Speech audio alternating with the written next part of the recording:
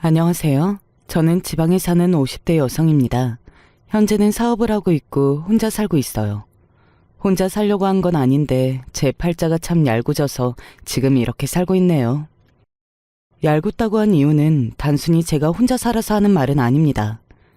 그렇게 된 이유가 참 팔자 더럽게 사납네 싶은 이유라서 하는 말이에요. 저는 정말로 남들과 비교하면 팔자가 유난스러운 편이기는 한 것 같거든요. 얼마 전에 제 인생에서 다시 없을 엄청난 일을 겪었습니다. 그런 일을 겪고 나니 인생이라는 것이 참 한치 앞을 알 수 없다는 생각이 들더라고요. 그리고 내 인생은 정말 파란만장하다는 생각도 말이죠. 그래서 제 인생 이야기를 조금 하고 싶습니다. 그러면 지금부터 그 파란만장한 인생 이야기를 한번 시작해 보겠습니다. 저는 가난한 집 맞이로 태어났어요. 큰딸은 을에 살림 미천이라는 말을 하고는 하잖아요. 그만큼 살림에 도움이 된다는 말이겠죠. 하지만 저는 그 말을 참 싫어했습니다. 어릴 때도 그렇고 지금도 말이죠. 살림 미천이라는 말은 곧 내가 가족들을 위해 희생을 해야 하는 역할이라는 거잖아요. 누군가의 성공이나 혹은 가족들이 더 편하게 살기 위해서 말이죠. 그러면 제 인생은 없는 건데 말입니다. 지금에야 이런 말을 이렇게 하지만 당시에 저는 순순히 부모님의 말을 다 듣는 착한 딸이었어요. 학교를 가지 말고 돈을 벌어오라는 말에도 두말하지 않고 그러겠다고 하는 그런 딸 말입니다. 당시에는 그게 정말 괜찮은 줄 알았는데 나중에 제가 안에서 다 쌓이고 있다는 것을 알게 된 뒤에 바뀌긴 했지만요. 우리 가족은 답이 없는 가족이었어요. 정말 누구 하나 멀쩡한 사람이 없었습니다. 아빠는 두 집 살림에 도박까지 하는 인간이었고 엄마는 그 스트레스를 술로 푸는 사람이었어요. 그리고 술을 마시면 꼭 자식들을 괴롭혔고 말이죠. 그런 와중에도 엄마는 남동생만 챙기는 사람이었고요. 그 쥐꼬리만한 월급으로 네 동생 대학을 어떻게 보내냐? 어? 내가 노는 게 아니잖아. 더 노력을 할 생각을 해야지. 이게 어디서 말대꾸야? 하루는 너무 억울해서 이렇게 소리를 질렀었어요. 나는 내 인생이 없어? 나는 누군가를 위해서 돈을 벌어오는 인생만 살아야 하냐고. 나도 학교 가고 싶고 나도 하고 싶은 게 있다고. 그거 참아가면서 다른 친구들 다들 자기 하고 싶은 거 할 때 가족들 위해서 공장을 나가면 고맙다는 말이라도 하라고. 다들 나한테 그 정도는 해야 하는 거 아니야? 그러면 엄마는 더 화를 냈어요. 이게 지금 고작 그것 좀 벌어온다고 유세 떨어? 아이고, 남편 복 없는 년은 자식 복도 없다더니 내가 이런 것도 자식이라고 너를 낳고 미역국을 먹었지. 내가 엄마 자식이기는 해? 이게 보자 하니까? 그날 엄마에게 굉장히 많이 맞았던 것 같아요. 그렇게 말대답을 한 건 제 인생에서 처음 있는 일이었거든요. 그리고 그날 결심했던 게 있습니다. 하루라도 빨리 이 거지 같은 집구석에서 벗어난다 하는 결심 말입니다. 단 한 번도 저희 가족을 정말 가족이라고 생각했던 적이 없었습니다. 그저 돈도 나는 엄마와 평생을 가도 고맙다는 말 한 번 하지 않는 남동생, 그리고 가끔 집에 들어와서는 집을 다 해집고 나가는 아빠까지 말이죠. 제가 어디에 정을 붙일 수 있었겠어요. 언젠가 엄마한테 한번 물어봤던 적은 있었습니다. 엄마는 아빠 때문에 그렇게 화가 나면서 왜 아빠랑 이혼을 안 해? 누구 좋으라고 이혼을 해? 엄마도 불행하잖아. 나는 더 불행해져도 절대 이혼은 안 해줘. 그 연놈들 부부 떼는 걸 죽었다 깨어나도 못 봐. 결국 엄마는 엄마의 그 고집 때문에 본인 스스로를 병들게 했습니다. 아마 엄마가 일찍 아빠를 포기하고 본인의 인생을 살았다면 우리 가족은 더 행복했을 거예요. 다 지난 지금 이런 말을 하는 것이 무슨 소용인가 싶지만요. 저는 남동생이 대학에 떨어진 그날 독립을 선언했습니다. 나는 이제 할 만큼 했다고 생각해. 이제는 각자 알아서들 사세요. 이게 미쳤어? 키워주는 애도 모르고 지금 집을 나간다고? 엄마가 언제 나를 키웠어. 나는 나 혼자 컸어. 그리고 낳아준 값은 이미 다 치렀다고 생각해. 그간 내가 벌어다 준 돈으로 다들 먹고 살았잖아. 이제는 안 해. 엄마는 악을 쓰며 소리를 질렀습니다. 네가 가족들 버리고 가서 잘 살 것 같아? 너같이 글러먹은 애들은 결국은 불행해져. 알아? 거의 악담 수준이었어요. 세상 어떤 엄마가 딸에게 그런 이야기를 하냔 말입니다. 저는 그렇게 그 집을 나와서 혼자 살게 되었습니다. 혼자는 너무 편했어요. 내가 본 돈을 나를 위해서 쓰고 비싸지 않더라도 먹고 싶은 것을 먹고 하는 삶은 처음이었거든요. 돈을 그렇게 벌어다 바치면서도 저를 위해서 한 푼도 못 썼으니까요. 조금 좋아 보이는 것들 먹거나 하면 엄마는 늘 귀신같이 알아차리고는 욕을 해댔었거든요. 어떻게 알았는지 엄마는 종종 찾아와서 행패를 부리기는 했습니다. 돈 내놔, 돈! 너 돈 꿍쳐둔 거 다 알아! 돈을 달라면서 말이죠. 저에게 남동생 욕은 하는 것을 죽기보다 더 싫어했기 때문에 남동생 이야기는 일절하지 않았지만 사실 저는 알고 있었어요. 남동생도 어느 날 소리 소문 없이 집을 나갔다는 것 말입니다. 그것도 집에 있는 돈 될 만한 것들은 깡그리 들고서는 말이죠. 그 잘난 엄마 아들이 돈 안 벌어와? 저는 모르는 척 그렇게 물었어요. 그 돈은 나중에 결혼할 때 써야지. 나는 이제 엄마한테 줄 돈 없으니까 잘난 아들내미한테 달라고 하세요. 네? 이게 어디서 엄마한테 이래라 저래라야? 내가 한번 찾아가야겠네. 엄마한테 돈 안 주냐고 따지러. 엄마는 순간 당황한 것 같았습니다. 그렇게 끼고 돌면서 편을 들어줬던 아들이 자기를 버리고 집을 나갔다는 그 사실을 인정하기가 너무 자존심이 상했던 건지 어떤 건지 이를 악물고 저를 노려보더군요. 찾아가기만 해. 엄마가 계속 나 이렇게 괴롭히면 나도 어쩔 수 없지. 그러니까 그만 와. 나는 진짜 죽었다 깨어나도 엄마 줄 돈은 없어. 그리고 만약에 있어도 엄마는 안 줘. 생판 모르는 남을 줬으면 좋지. 이게? 엄마는 그날도 제 머리채를 잡았습니다. 하지만 그때의 저는 조금 달라져 있었어요. 찍소리도 못하고 엄마가 때리면 때리는 대로 맞고 있던 어린 딸이 아니었거든요. 나이로 보면 어리기는 했지만요. 어떻게 했냐고요? 경찰에 신고했습니다. 그리고 경찰이 출동하고 나서야 엄마는 저를 때리는 것을 멈췄어요. 당시에는 가족들을 때리고 하는 문제들로 경찰에 신고하고 이런 일이 굉장히 드물었었거든요. 20년도 더 된 이야기니까요. 엄마는 굉장히 놀란 것 같아 보이기는 했어요. 그리고 확실히 이제는 더 이상 예전의 그 애가 아니다 라고 생각하게 된 것 같았고요. 그 이후로는 와서 행패를 부리기는 해도 저를 때리는 일은 일어나지 않았으니까요. 당시에 만나던 사람이 있었거든요. 그래서 더더욱 엄마와의 연을 끊어내야 한다고 생각했던 것 같아요. 당신은 부모님 이야기 안 하더라? 딱히 할 이야기가 없어서 그래. 남편은 제가 꿈꾸던 사람이었습니다. 인물도 좋고 당시에 인류대를 다니고 있었고요. 집안 식구들도 다들 좋은 직업에 사는 동네도 참 좋았습니다. 무엇보다 저를 굉장히 잘 챙겨줬어요. 누군가에게 그렇게 챙김을 받는 것도 인생에서 처음 있는 일이었습니다. 그래서 더더욱 남편을 놓치고 싶지 않았던 것 같아요. 그래서 그런 건지 저는 남편에게 저희 가족 이야기를 하는 것을 극도로 꺼렸습니다. 그런 집에서 나고 자랐다는 것이 저에게는 엄청난 약점이기도 했지만 그런 이야기를 들으면 남편이 도망갈까 싶어서 말이죠. 저는 정말로 남편을 놓치고 싶지 않았거든요. 그래서 결혼하자는 남편의 말에 정말 1초도 고민하지 않고 바로 승낙을 했습니다. 사실 그 말을 해주지 않으면 어쩌나 하고 걱정했던 적도 있었고요. 100만 번은 더 고민했었습니다. 우리 집안 이야기를 해야 하나? 하면 어디까지 해야 하나? 이런 것들 말이죠. 하지만 고민해도 답이 나오지 않았어요. 그리고 저는 하지 말았어야 하는 결정을 해버리고 말았습니다. 사실 나 부모님이 안 계셔. 라고 말이죠.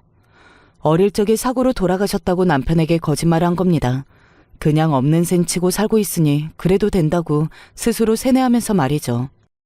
다른 건 몰라도 거짓말은 하면 안 되었는데 하는 생각이 이제는 들기는 해요. 하지만 당시에는 그만큼 간절했습니다. 그런 부모님이 있는 것보다 차라리 부모가 없다고 하는 게 낫겠다고 생각했었거든요. 남편이나 남편의 식구들이 생각하기에 말이죠. 물론 시댁 식구들은 그것도 굉장히 싫어하기는 했지만요. 고아라는 말이니? 이런 말을 면전에 대고 하셨던 분이니 어떤 분인지 아시겠죠? 저희 시어머니는 보통이 아닌 분이셨어요. 한때 나는 왜 부모 복도 시부모 복도 없나 하는 생각을 했던 것 같네요. 내 눈에 흙이 들어가도 안 된다. 그 드라마에서나 나올 법한 말들을 저는 실제로 들었습니다. 시어머니는 단식투쟁까지 해가면서 저와 남편의 결혼을 반대했어요. 그때 정말 절망적인 기분이 들었던 것 같아요.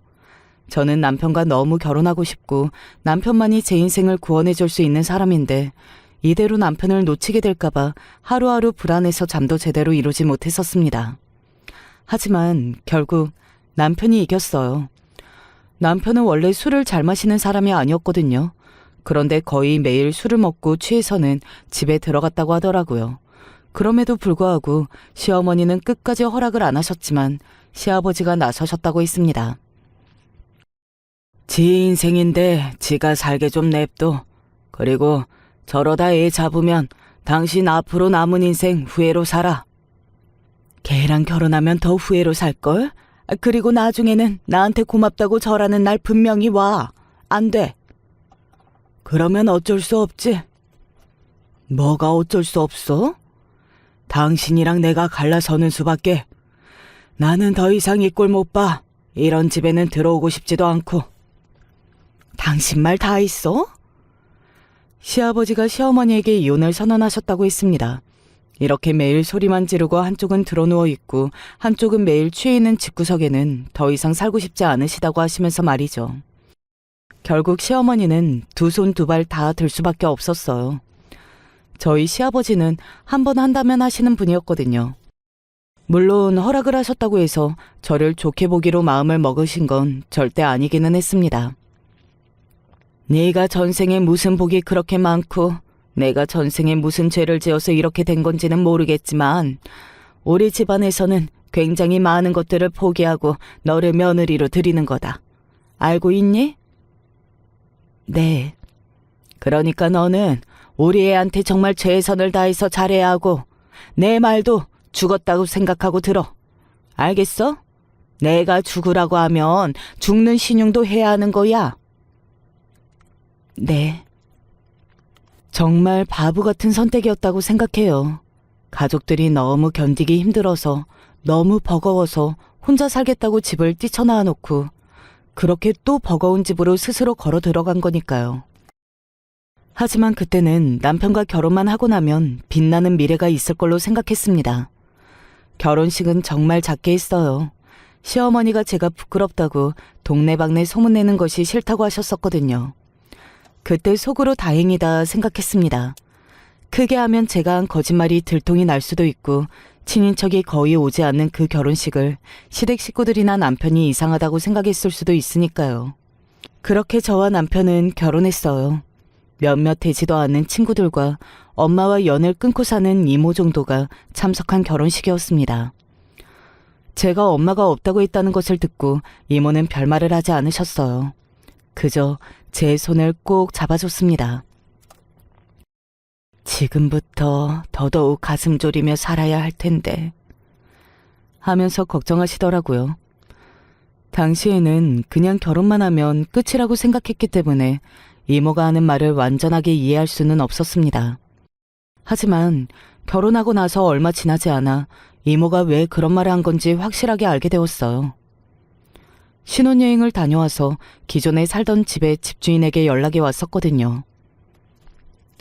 어머니가 난리치고 가셨어. 아가씨 어디로 이사 갔냐고. 그래서 뭐라고 하셨어요? 나야 모른다고 했지. 몇 번 대화 안 나눠본 사이라고. 근데 아가씨한테는 알려줘야 할 것 같아서 이렇게 연락했어. 물어 저희 집 전화번호를 알아내신 것 같더라고요. 저는 그때 심장이 쿵 하고 떨어졌던 것 같아요. 그리고 그제야 제가 얼마나 엄청난 짓을 저질렀는지 실감이 되기 시작했습니다. 그리고 이모의 말처럼 저는 그걸 깨닫게 된 그 순간부터 가슴 졸이며 살았어요. 단 한 번도 결혼 생활이 편했던 적이 없었습니다. 게다가 시어머니는 엄청난 시집살이를 시키셨거든요. 너 지금 장난하니? 내가 짜게 만들지 말라고 했지 간을 하지 말라고 했어? 이건 무슨 맛으로 먹으라는 거야? 너 지금 나한테 반항해? 음식이 마음에 들지 않으시는 날에는 그릇이나 반찬이 제 얼굴로 날아왔어요. 내가 오늘 밖에서 무슨 말을 들은 줄 알아? 그댁 며느리는 어디 문제 있는 거 아니냐고. 그렇지 않고서야 이렇게 얼굴을 안 보여주시냐고 그러더라. 내가 왜 너 때문에 밖에서 이런 말까지 듣고 살아야 해? 밖에서 누군가의 며느리 이야기나 제 이야기가 나온 날에는 엄청난 폭언들이 쏟아졌어요. 내가 어쩌다 이 나이에 저런 년 때문에 이런 꼴을. 멍청하다고 욕심 많은 년은 답도 없다고 했는데 어쩌자고 저런 거지 같은 걸 데려와서는 지 애미 속을 뒤집는 거야? 그런 말을 하는 사람을 앞에 두고 퍼부으셨던 시어머니의 그 표독스러운 표정이 아직도 생생하게 기억나네요. 아마 그 표정은 죽을 때까지 잊혀지지 않을 것 같습니다.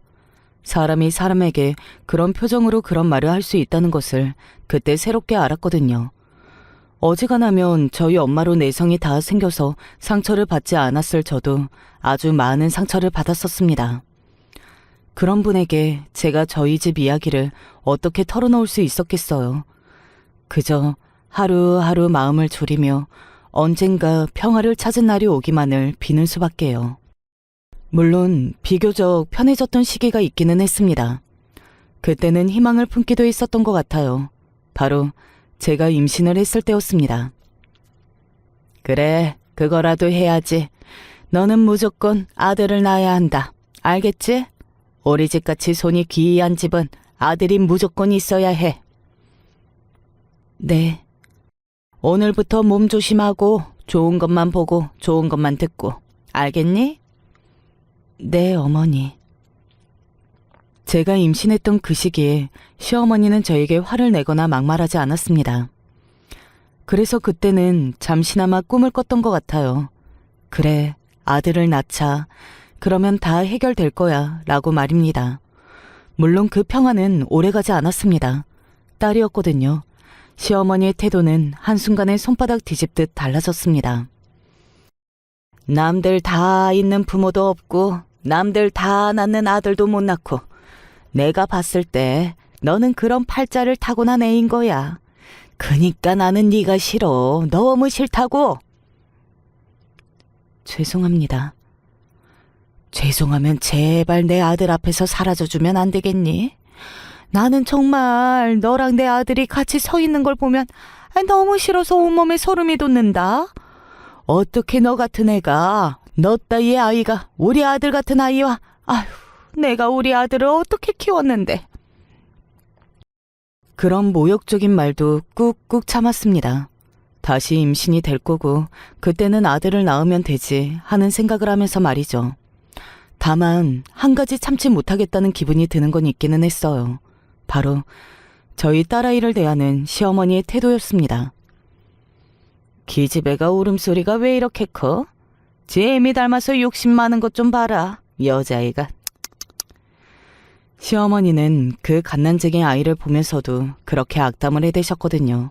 저는 정말 그걸 견딜 수 없었어요. 그래서 한 번은 도저히 참지 못하고 이야기를 했던 적이 있습니다. 그래도 어머니 손녀인데 좋은 말 해주세요. 말에도 힘이 있어서 말하는 대로 된다고 하잖아요. 저는 저희 딸이 꼭 잘 자랐으면 좋겠어요. 이게 어디서 시어머니한테 훈계질이야? 내가 너한테 그런 훈계를 들을 군번이냐? 어? 요즘 이게 주제를 모르고. 물론 통할 리 없었지만요. 이쯤 되면 이야기를 들으시는 분들이 한 가지 궁금한 점이 생기실 겁니다. 그러면 그동안 남편은 뭘 하고 있었냐 하는 건 말이죠. 물론 남편도 처음에는 제 편을 들어주고 제 말에 귀 기울여 줬습니다. 하지만 시간이 지날수록 남편도 달라졌어요. 달라진 건지 아니면 원래 그런 사람이었는데 제가 좋은 부분만 보느라 깨닫지 못했던 건지는 몰라도 말이죠. 어머니가 괜히 그러시는 건 아닐 거 아니야. 내가 잘못해서 그런 소리를 들었다는 말이야? 잘못도 안 한 사람에게 그런 말씀을 하실 분은 아니야. 남편도 뻔히 알았습니다. 그런 말을 하고도 남으시는 분이라는 것을 말이죠. 아마 귀찮았겠죠. 매일 징징거리는 아내, 그리고 언제나 고함만이 오고 가는 고부간. 아마 회피하고 싶었을 겁니다. 그렇지만 본인만 바라보고 결혼을 한 저에게 그러면 안 되는 거였어요. 남편이 그렇게 노골적으로 이야기를 듣기 싫어하는 태도를 보이고 나서부터는 저도 남편에게 시어머니와 있었던 일들을 이야기하지 않았습니다. 더 큰 상처를 받고 싶지 않았거든요.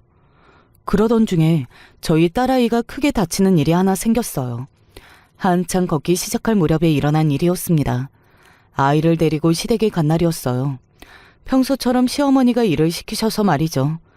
그런데 아이를 업고 부엌 일을 하다가 아이의 손에 뜨거운 것이 닿았습니다. 아이는 자지러지듯 울었어요. 그 어리고 약한 피부에 팔팔 끓고 있는 것이 닿았으니 얼마나 아팠겠어요. 그때 제가 대신 아픈 것 같은 기분이 들었던 것 같아요. 아이고, 애 잡네, 애 잡아. 너는 엄마로서도 실격이다, 실격이야. 너 같은 거는 없어지는 게 모두를 위해서 좋은 일이야. 시어머니는 건수를 하나 잡았다고 생각한 건지 그야말로 난리를 치셨습니다. 저는 병원에 가는 내내, 그리고 병원에서, 그리고 돌아오고 나서도 시어머니에게 폭언을 들었어요. 병원에서는 처음 보는 아주머니 한 분이 아이고, 저 시어머니 사람이 너무하네 라는 말까지 하셨을 정도였으니까요. 그래서 아이의 손에 그 화상 흉터가 눈과 머리와 가슴에 확실하게 박혔습니다. 그 모양이 말이죠. 제가 매일 밤 그 상처를 보면서 울었으니 뭐 기억에서 잊혀지는 것이 어쩌면 더 신기한 일일 수도 있겠네요. 그리고 얼마 지나지 않아 그 일이 일어났어요. 여기야? 여기냐? 그 목소리를 듣고 심장이 바닥까지 떨어졌던 기억이 나네요. 언젠가 그런 날이 올 수도 있다고, 그리고 그런 날이 오면 어떡하지 생각은 했지만 정말로 그날이 올 거라고는 생각하지 못했었습니다. 아니, 어쩌면 생각하고 싶지 않았던 거겠죠. 누구세요? 누구긴 2년 애미 되는 사람이요. 네? 그게 무슨... 2년이 버리고 간 2년 애미 되는 사람이라고? 말을 왜 한 번에 못 알아들어? 엄마가 찾아온 겁니다. 기어코 제가 있는 곳을 알아내서 말이죠. 그리고 그날 시어머니는 물론이고 다른 시댁 식구들, 그리고 남편은 모든 사실을 알게 되었어요. 저에게 알코올 중독인 엄마와 두 집 살림하고 도박빚이 있는 아빠가 있다는 사실을 말입니다. 내가 2년 안 된다고 이렇게 난리를 쳤을 때 다들 뭐랬어? 애는 착해 보인다며. 그런데 이게 착한 애야? 어떤 착한 애가 이런 사기를 쳐? 죄송합니다. 죄송하면 다야? 이게 죄송하다고 해결이 될 문제냐고? 시어머니는 또 제 머리채를 잡으셨고 그때는 아무도 말리지 않았습니다. 물론 제가 잘못하기는 했지만 그래도 자신의 아내가 자신의 엄마에게 그렇게 맞고 있는 상황에서 팔짱만 끼고 아무것도 하지 않는 남편의 모습을 보면서 아, 나는 이 집을 나가야겠구나. 이 집에서 이제는 더 이상 살 수 없겠구나 했던 것 같아요. 그렇게 남편과 저는 헤어졌습니다. 이혼의 과정이 쉽지는 않았어요. 저는 딸아이를 데리고 나오고 싶었거든요. 그 집에서 천덕꾸러기로 자랄 것이 너무나 빤했으니까요. 하지만 시어머니는 그마저도 허락해주지 않으셨습니다. 그렇게 딸이라고 싫다고 하셨으면서도 말이죠. 너 같은 거한테 우리 핏줄을 어떻게 맡기냐? 나는 그 꼴 못 본다. 그리고 이것 봐라.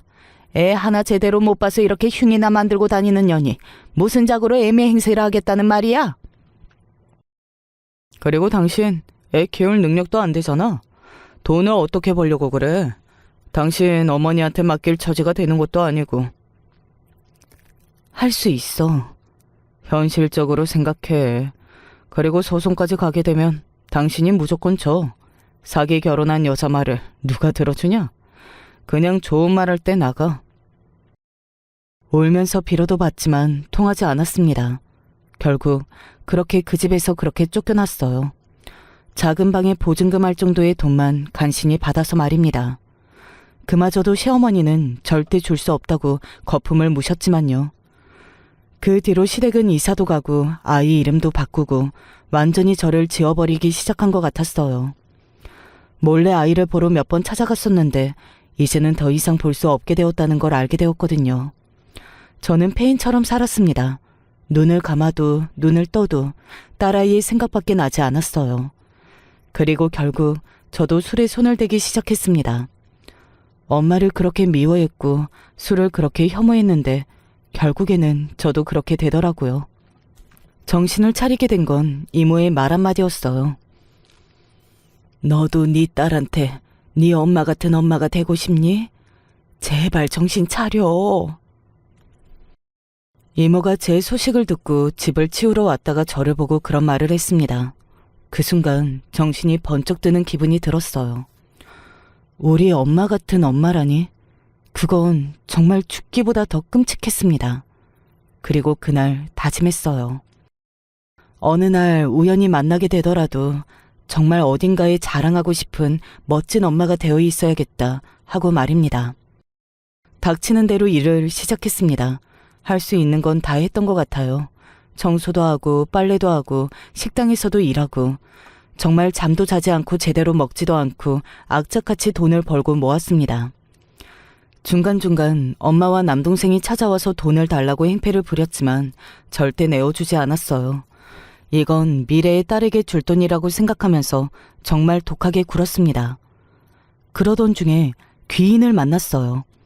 그분은 제가 일주일에 2번 집안일을 하러 가는 집의 할머니셨습니다. 돈이 대단히 많고 꼬장꼬장한 분이셨어요. 뭘 그렇게 일을 악물고 살아? 제가 그래 보여요? 거울도 안 보고 살아? 늘 일을 악물고 있어. 그냥 그렇게 안 살면 사라지지 않을 것 같아서 그런가 봐요. 자네 이야기 좀 해봐. 딱히 저에게 말을 거시는 분이 아니셨기 때문에 그날은 무척 놀랐었던 기억이 있네요. 하지만 저는 처음에는 제 이야기를 하지 않았어요. 이야기를 하면 그 일들을 떠올려야 하고 제 과거들은 생각하는 것만으로도 더 불행해지는 기분이 들었으니까요. 하지만 그 할머니는 계속해서 제 이야기를 물어보셨습니다. 본인이 왜 혼자 이러고 사는지를 말씀하시면서 말이죠. 몇 번 그렇게 이야기를 들어주다 보니 어느 순간에는 제 이야기도 하고 있더라고요. 제 속내를 그렇게 허심탄회하게 누군가에게 다 털어놓은 건 아마 그때가 처음이자 마지막이었던 것 같아요. 그런 것 치고 용케 잘 살아있네. 언젠가 딸한테 뭐라도 하나 쥐어주고 싶어서요. 할머니는 그날 이후로 저에게 잘해주셨습니다. 함께 밥도 먹고 뭐 그러면서 서로 인생 이야기도 하고 말이죠. 그분도 상처가 참 많은 분이셨어요. 저와 비슷한 상처 말이죠. 가족에게 버림받고 시댁에서 구박받다 쫓겨나고 그러셨더라고요. 그런데 어느 날 이런 이야기를 하셨습니다. 해보고 싶은 거 없어? 저요? 그래, 자네도 꿈이 있었을 거 아닌가. 꿈, 이런 거 잊고 산 지 너무 오래된 이야기였습니다. 뭘 하고 싶어 했는지도 까먹고 산 세월이었어요. 그래서 이렇게 대답했던 것 같아요. 그냥 딸아이한테 맛있는 밥 한 끼 해주고 싶어요. 그래, 자네가 음식을 잘하지. 몰랐습니다. 그 말을 그런 의도로 하신 건 줄은 말이죠. 그 할머니는 저에게 식당을 차려주셨어요. 한정식 집을 말이죠.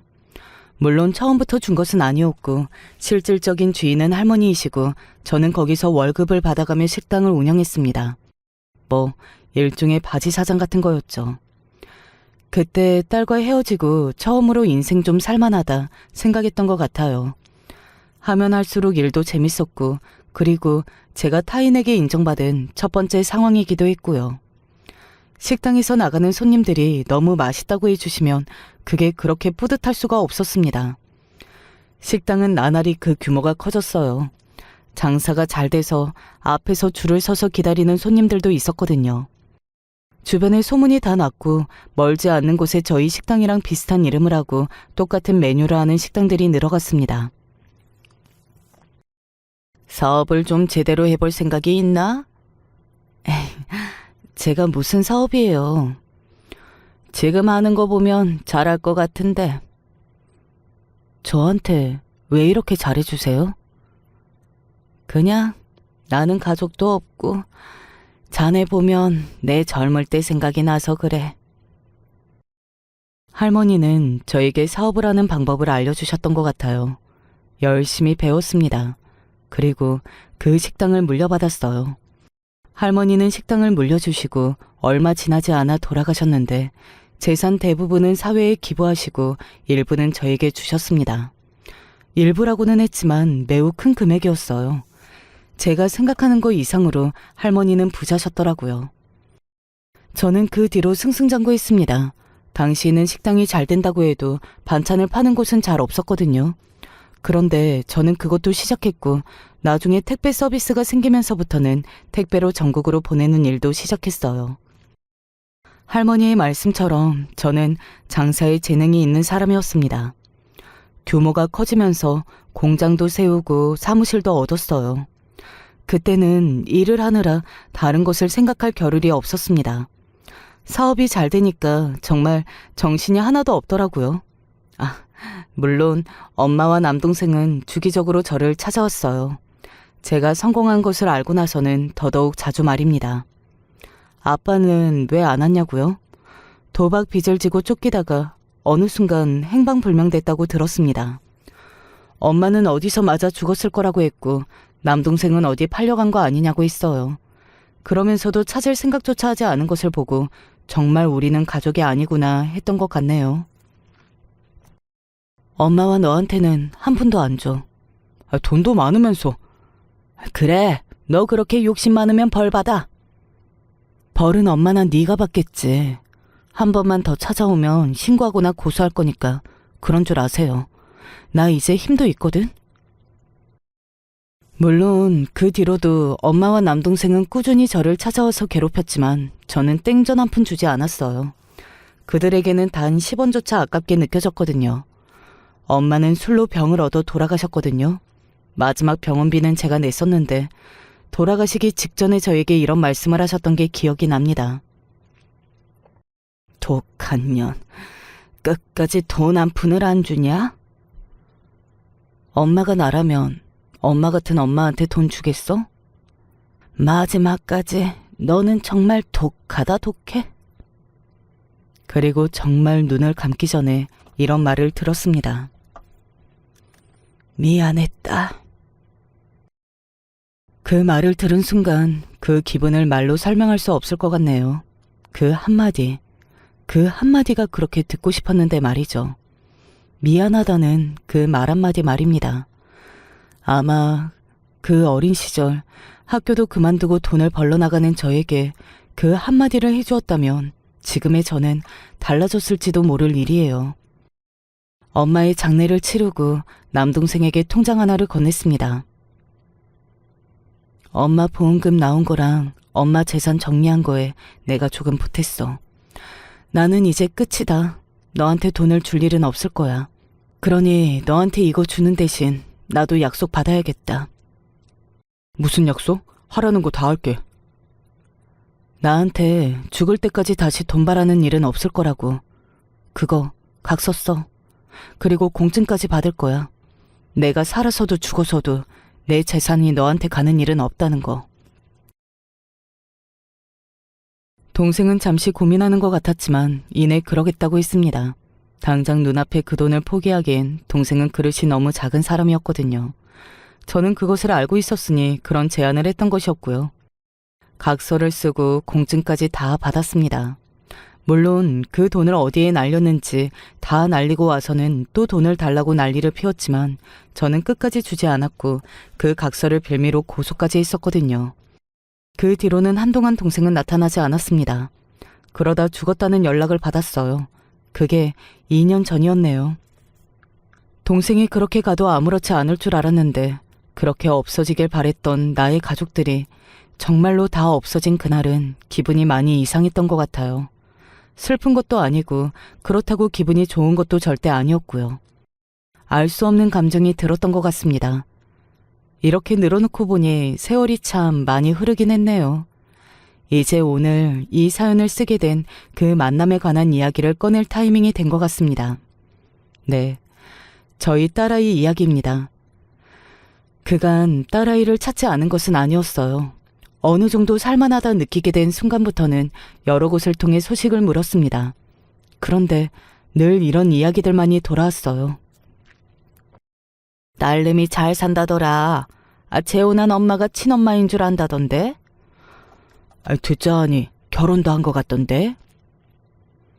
남편이 저와 이혼하고 얼마 지나지 않아서 새로운 여자와 재혼했고 딸아이는 그 재혼한 여자를 친엄마로 알고 산다는 말, 그리고 잘 컸고 결혼도 한 것 같다는 말입니다. 사실 처음에는 조금 서운한 마음이 들기도 했지만 어쩌면 다행이라는 생각이 들기는 했습니다. 친엄마의 존재를 알고 혼란스러운 시기를 보내며 자라는 것보다 낫다는 마음이 들었거든요. 그래서 앞에 나타날 수는 없겠다 생각했지만 그래도 얼굴은 한번 보고 싶어서 사는 곳을 수소문했어요.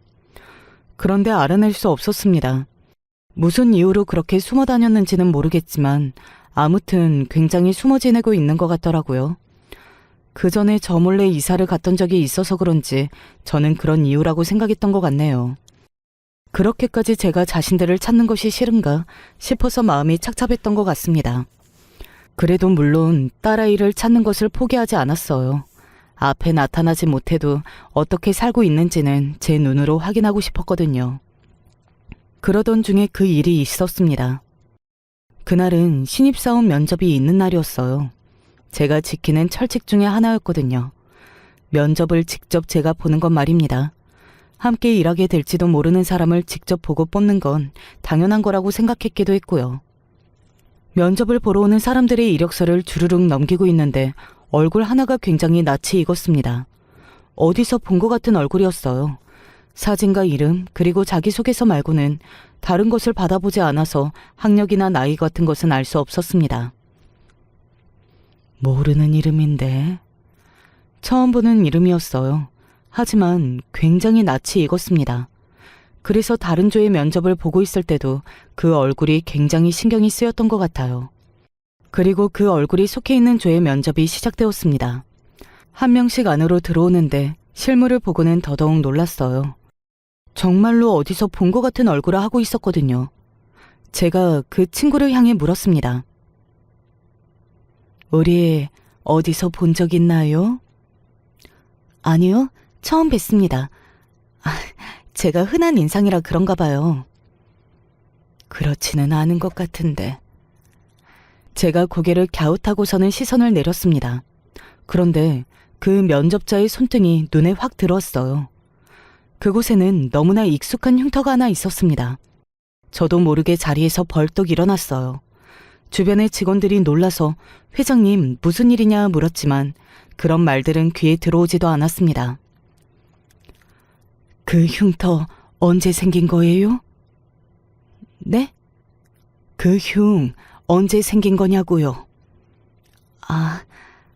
그게 너무 어릴 때라 기억이 안 나는데 혹시 손에 흉이 있는 게 문제가 될까요? 더듬거리며 그렇게 묻는 얼굴이 왜 낯이 익었는지, 왜 그렇게 본 사람 같았는지 그때 깨달았습니다. 그 면접자로 온 여자는 다름 아닌 제 딸이었던 겁니다. 저는 그대로 그 자리에서 혼절했어요. 눈을 떠보니 병원이었습니다. 주변에서 직원들이 호들갑을 떨어댔지만 저는 그런 것 따위는 안중에도 없었어요. 딸아이의 연락처와 집 주소를 물었습니다. 그러고는 다들 말리는데도 병원에서 그대로 나와서 그 주소로 갔어요. 딸아이가 산다는 집은 정말 다 쓰러져가는 집이었습니다. 요즘 같은 시대에도 이런 집이 이렇게 있구나 싶어지는 그런 집 말이죠. 분명히 건너 듣기로는 아주 잘 살고 있다고 들었는데 그게 아니었던 겁니다. 그때부터 저는 손이 덜덜 떨려왔던 것 같아요. 띵동 하고 초인종을 눌렀어요. 잠시 아무런 대답이 없더니 안에서 누구시냐는 말소리가 들려왔습니다. 그 목소리의 주인공은 바로 알 수 있었어요. 세월이 그렇게 지났지만 들으니 바로 알겠더라고요. 바로 시어머니의 목소리였습니다. 문이 열리고 근 25년 만에 보는 시어머니의 얼굴과 마주했습니다. 늙었지만 또 그대로였어요.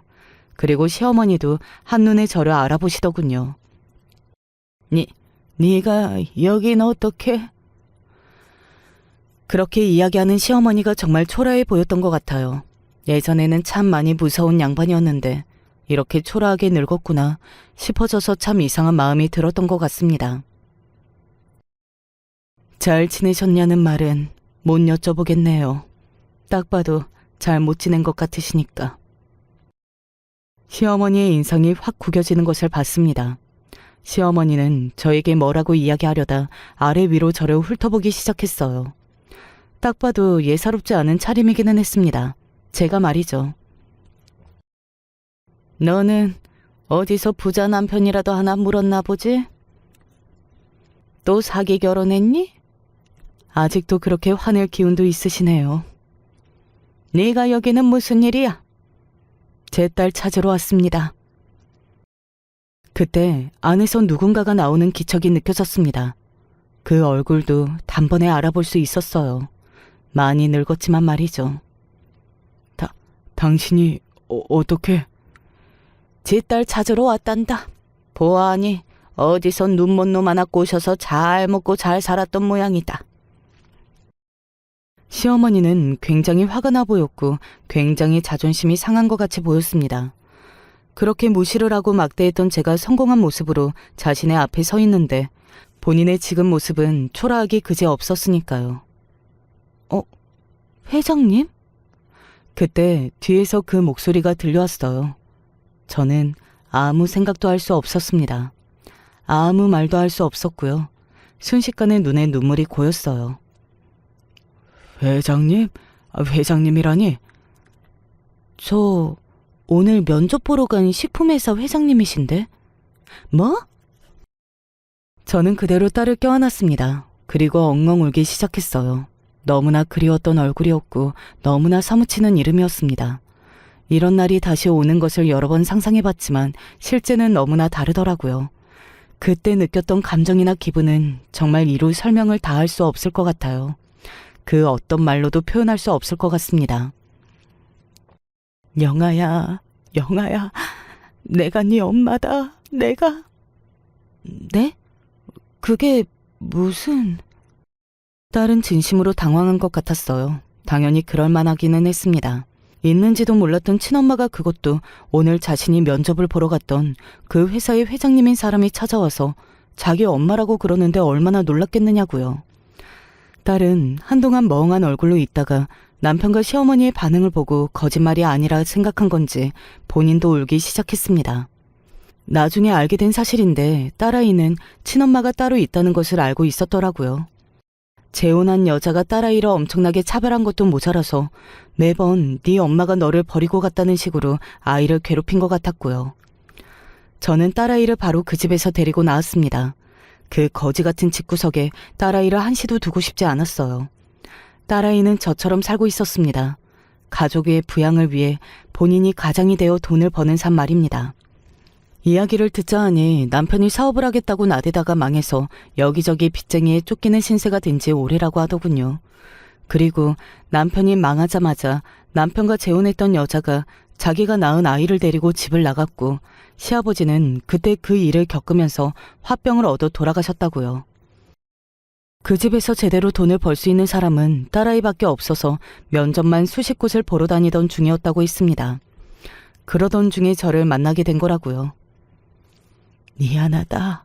내가 미안해. 너를 더 일찍 찾았어야 했는데. 딸아이의 말을 들으면서 정말 엉엉 울었던 것 같아요. 아마 태어나서 그때가 가장 많이 운 날이 아닐까 싶기도 합니다. 그만큼 많이 울었어요. 그 집에 아이를 계속 둘 수 없어서 바로 거처로 옮기게 됐습니다. 성질 같아서는 그 집과 연을 끊고 지내라고 하고 싶었는데 딸아이는 선뜻 그러겠다고 말을 하지 못하더군요. 그러면 제가 그 연을 끊어줘야겠다고 생각했어요. 그 집에 다시 찾아갔습니다. 그리고는 남편과 시어머니에게 봉투 하나를 건넸어요. 제대로 키운 것 같지 않아서 잘 키워줬다는 말은 못하겠고요. 애가 그래도 지 할머니 아빠라고 마음이 편치 않아 하는 것 같으니 드리는 겁니다. 대신 시어머니와 남편이 저를 바라봤어요. 저는 수년 전에 남동생에게 했던 말을 그대로 다시 했습니다. 이거 받고 다시는 저희 앞에 나타나지 않는다. 그리고 그 어떤 재산이든 물질적인 것들을 요구하지 않는다는 각서에 사인하고 공증받는 조건이에요. 이 돈을 드리는 조건. 남편은 얼른 봉투를 확인하더군요. 억대의 돈이 들어있었으니 눈이 뒤집힐만 하기는 했을 겁니다. 돈 몇 푼 쥐어주고 유세 떨려고 이러냐? 두 분 얼굴을 보는 건 오늘이 마지막일 테니 유세 떨려고 이러는 건 아니고요. 그냥 제 딸의 인생에서 두 분을 치우고 싶어서 드리는 기회니까 잘 생각하고 말씀하세요. 거절하시면 저는 두 번은 제안 안 합니다. 그냥 안 주면 그만이에요. 보셔서 아시겠지만 저 이제 많이 성공해서 힘도 생겼거든요. 시어머니는 자존심이 굉장히 상해 보였지만 이를 안 깨물고는 다른 말을 하지는 않았습니다. 어디에 사인하면 돼? 당장 할게. 어머니, 당장 하세요, 당장. 저는 함께 간 변호사에게 눈짓해서 서류를 주게 했고 시어머니는 끝까지 저를 노려보다가 결국에는 사인을 했습니다. 저는 그 모습을 가만히 보다가 이렇게 이야기했어요. 어머님을 보니 업보라는 게 있는 것도 같네요. 뭐? 성공 좀 했다고 사람이 만만하게 보이나 본데? 어머니, 조용히 하세요. 시어머니가 저에게 뭐라고 하려는 것을 남편이 막아 세웠습니다. 그 모습을 보는데 저 인간이 저렇게 찌질하고 못난 인간이었나 하는 생각이 들더라고요. 아무리 상황이 많이 달라졌다지만 돈 앞에서 눈이 벌겋게 달아오른 모습을 보는데 한숨이 나왔었던 것 같습니다. 다시는 두 사람 앞에 안 나타나. 그러니까 걱정하지 마. 그니까 이 돈은 정말 우리 주는 거지? 나중에 다른 말하기 없어. 그래. 다시 나타나면 도로 달라고 할 거니까 그런 줄 알고. 저는 그렇게 이야기한 뒤 그 집을 나섰습니다. 뒤에서 시어머니 절규 아닌 절규가 들려왔던 것 같아요. 내가 오래 살았지. 너무 오래 살았어. 하는 말을 하면서 말이죠. 그렇게 그 두 사람과의 연을 끊어냈습니다. 딸에게도 다시 만날 필요 없다고 이만큼 해줬다고 확실하게 이야기했고 말이죠. 딸아이는 어깨에서 무거운 짐을 덜어낸 듯 후련한 얼굴을 했던 것 같아요. 그 얼굴을 보고 저는 또 울었고요. 그 뒤로 저는 딸아이와 못해본 것들을 함께하면서 아주 잘 지내고 있습니다. 공부도 잘하고 장사머리도 있는 것 같아서 함께 시간을 조금 보낸 뒤에는 본격적으로 회사 일을 시켜볼까 싶기도 하고요. 본인이 원해야 가능한 거겠지만요. 사실 유학을 가고 싶다거나 어디 멀리 떠나고 싶어 하면 다 보내줄 작정으로 뭘 하고 싶냐 물었었는데 그냥 지금이 너무 좋고 행복하다고 하더군요. 하고 싶은 것들은 천천히 다 해줄 작정입니다. 이제는 시간이 많으니까요. 그 생각을 하면 정말 너무 행복하네요. 오래 떨어져 있어서 한동안은 어색할 줄 알았는데 정말 그렇지 않고 딸아이와 저는 너무 잘 지내고 있습니다. 이런 게 핏줄인가 싶기도 하고 그랬네요. 무엇보다 그런 환경에서도 이렇게 바르고 예쁘게 잘 자라준 딸아이가 가장 고맙고요. 제 이야기는 여기까지입니다. 어떻게 들으셨는지 모르겠네요. 앞서 이야기했던 것처럼 제 인생 정말 파란만장하지 않나요?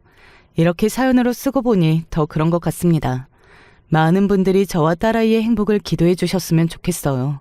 저도 제 이야기를 들어주고 함께 공감해 주신 분들이 언제 어디서나 행복하길 기원하겠습니다. 언제 어디서나 늘 건강 조심하세요. 감사합니다. 요즘 워낙 힘든 사람들이 많고 우울감에 시달린다고 하지만 솔직히 저만큼 괴로워하고 억울한 일을 당한 사람이 있을까 싶어요.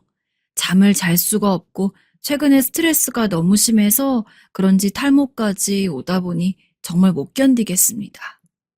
이건 다 저희 올케 때문인데요. 저도 결혼해서 시댁이 있고 어느 정도 스트레스가 있는 사람이지만 이 정도로 시댁과 척지고 살진 않아요. 그런데 정말 해도 우리 올케는 너무한 것 같아요. 처음 제 동생과 결혼할 때부터 제가 얼마나 잘해주고 챙겨주었는데 은혜를 도통 모르는 배은망덕한 인간한테 괜스레 애정을 쏟은 것 같아서 이젠 소름이 끼칠 정도입니다. 남편도 처음엔 뭐하러 그렇게까지 신경 써주냐고 했지만 전 남동생이랑 워낙 사이가 좋아서 그런지 올케 자리가 늘 걱정되었어요. 저에게는 나이 차이가 제법 나는 남동생이었고 저보다 훨씬 늦게 결혼을 해서 그런지 올케가 새로 들어온다면 정말 잘해주고 싶었거든요. 우리 집에서 꽤 멀리 떨어진 곳에 신혼집을 얻은 동생네 부부였지만 전 가끔 남편을 대동하고 그쪽에 들려서 반찬도 갖다 주고 얼마나 잘 챙겨줬었는지 몰라요. 그러다 보니 초반에 올케와의 사이는 상당히 좋은 편이었답니다. 우리 올케는 남동생과 동갑이고 저와는 7살 차이가 나요. 이렇게 훌쩍 차이가 벌어지다 보니 저도 얘네들한테 더 마음이 가서 이제 막 신혼생활을 시작한 애들과 자주 자리를 갖곤 했어요. 처음에는 친구들이 저한테 거북한 얘기들을 많이 하더라고요. 어머, 미진아, 그럼 너 일주일에 한 번씩은 꼭 올케네랑 만나는 거야? 그거야, 네 동생은 좋을 텐데 올케는 아무 말 안 해? 7살 위 신우이랑 매주 만난다니 너무 불편하겠다. 한편으론 그럴 법도 하지만 사실 딱히 저희 올케 반응은 그렇지 않았기에 저도 대답은 했어요. 아니야, 무슨. 우리 올케는 나랑 만나는 거 얼마나 좋아하는데. 만나서 남동생 흉도 보고 가끔 같이 수영도 다니고 진짜 편하게 잘 지내고 있어. 수영 다니자고 제안했던 것도 올케인데? 사실 정말 그 말 그대로 올케는 저와 만나서 카페도 가고 가끔 남동생 없을 때 집에 불러서 시간을 보내는 게 좋았던 것 같아요. 구민회관에서 하는 수영도 본인이 같이 다니자고 저에게 알려주었기에 몇 달 같이 다니기도 했었거든요. 그러다 보니 꽤 깊은 얘기들도 많이 나누게 되었어요. 올케도 저한테 어느 정도 마음을 열었는지 정말 친언니 같다면서 많은 이야기들을 털어놓았답니다. 저도 듣고 무척이나 안쓰러웠고요. 사실 형님, 저희 아빠가 저 어릴 때 집을 나가셔서 그때 너무 힘들었어요. 그때 상견례 때도 보셨겠지만 아빠를 그 자리에 나오도록 하느라 얼마나 공을 들였는지 몰라요. 젊을 때 저희 엄마 고생도 너무 많이 시키셨는데 나중에 저렇게 연세가 들어서 집으로 다시 들어오신 거예요. 그래놓고 막내딸이 시집 간다니까 아빠 노릇하겠다고 하는데 아빠와의 공백이 너무 길어서 그런지 너무 어색했어요. 이런 얘기를 들으니 참 찡하기도 하고 저는 부모님 두 분 다 멀쩡히 잘 계시는 환경에서 자라왔기에 올케의 마음을 가늠하기 어렵더라고요. 그렇게 고생을 했다고 하지만 나름 잘 커서 직장도 일찍 다니고 이렇게 결혼도 한 걸 보니 대단하다는 생각은 했었어요. 그러면서 올케가 덧붙이는 말은 꽤 저를 흐뭇하게 했답니다. 사실 저는 언니는 없고 위로 오빠들만 있기 때문에 형님 같은 언니가 있는 것이 너무 좋아요. 엄마가 너무 고생하시는 바람에 응석도 제대로 못 부려보고 컸거든요. 근데 이렇게 먼 친척 언니 마냥 형님이랑 같이 다니면서 오순도순 얘기도 나누고 시간을 보낼 수 있으니 정말 만족해요. 전 결혼하고 진짜 행복을 알게 된 것 같아요. 올케의 말 한마디 한마디가 어찌나 예쁘던지 저도 그 말에 화답하는 마음으로 더더욱 잘 챙겨주게 되었어요. 가끔 회사에서 화나는 일이 있거나 남편과 다투는 얘기거나 이런 것들을 저도 꽤 소소하게 했었답니다. 그때마다 올케 역시 밤새도록 제 이야기를 들어주기도 하고 같이 밥을 먹어주면서 위로도 아주 따뜻하게 해줬었고요. 그런데 이렇게 잘 지내던 우리에게도 그 사이를 시험하듯 어떤 관문이 닥쳐오게 되었는데 안타깝게도 그 장애물을 잘 넘기진 못했어요. 사실 이게 누구의 잘못인진 잘 모르겠고 신우 올케 사이는 아무래도 이런 것이 어려운 건가 싶어서 괜히 생각이 많아지더군요. 제가 아무리 잘해준다고 한들 신우이라는 이름표를 달고 있어서 그런지 올케가 조금씩 거리를 만들어 가더라고요. 그날의 일은 솔직히 제가 서운하다고 보는 게 맞는데 말이에요. 저는 올케와 남동생을 둘 다 똑같이 공평하게 보고 있었고 마음이 더 갔다면 올케한테 갔다고 보는 게 맞을 정도였거든요. 그런데 올케는 그날 뭔가 오해를 했던 것인지 이후로 조금씩 연락을 대놓고 줄여가는 게 아니겠어요? 그것도 너무 티나게 말이에요. 그날 무슨 일이 있었냐면 평소같이 우리는 동네 근처에서 만나 같이 장을 보기로 했었어요. 근데 이날 차를 몰고 온 올케의 표정이 썩 좋지 않은 거예요. 처음에 저도 좀 이상하게 느껴지긴 했지만 올케가 먼저 말을 하진 않기에 좀 지켜보기로 했었어요. 그런데 이윽고 시간이 지나서 마음이 좀 풀어진 건지 그제서 올케가 입을 열더라고요. 듣는 내내 저도 좀 심란해졌었고요. 형님, 사실 저 좀 속상한 일이 있었어요. 이런 얘기를 해야 되는 건지 좀 모르겠지만 아무튼 기분이 너무 안 좋아서요. 왜 그래, 올케? 혹시 동현이랑 무슨 일 있었던 거 아니지? 전 그냥 농담 삼아 던진 얘기였는데 올케가 아무 말 않고 한숨을 쉬는 걸 보니 아뿔싸 이거 큰일 났다 싶더라고요.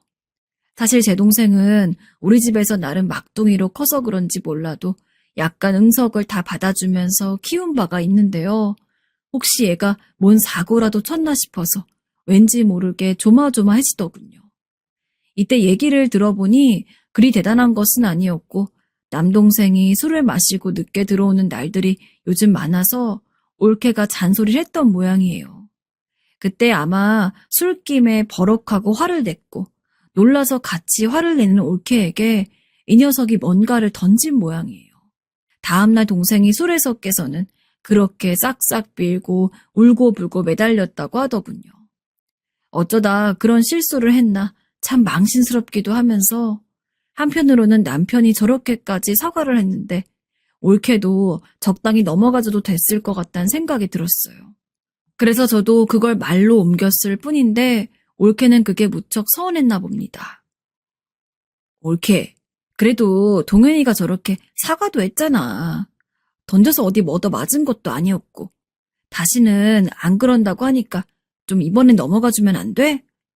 남자들 잘못 한두 가지 한 거 가지고 그렇게 그때마다 심각하게 반응하면서 눈 부릅뜨면 결혼 생활 힘들어.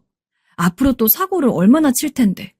그냥 이 정도는 가볍게 봐줘. 못 본 척 다 알면서도 넘어가주는 척 해주는 게 지혜야. 그래야 남자들도 고마운 줄 알더라고.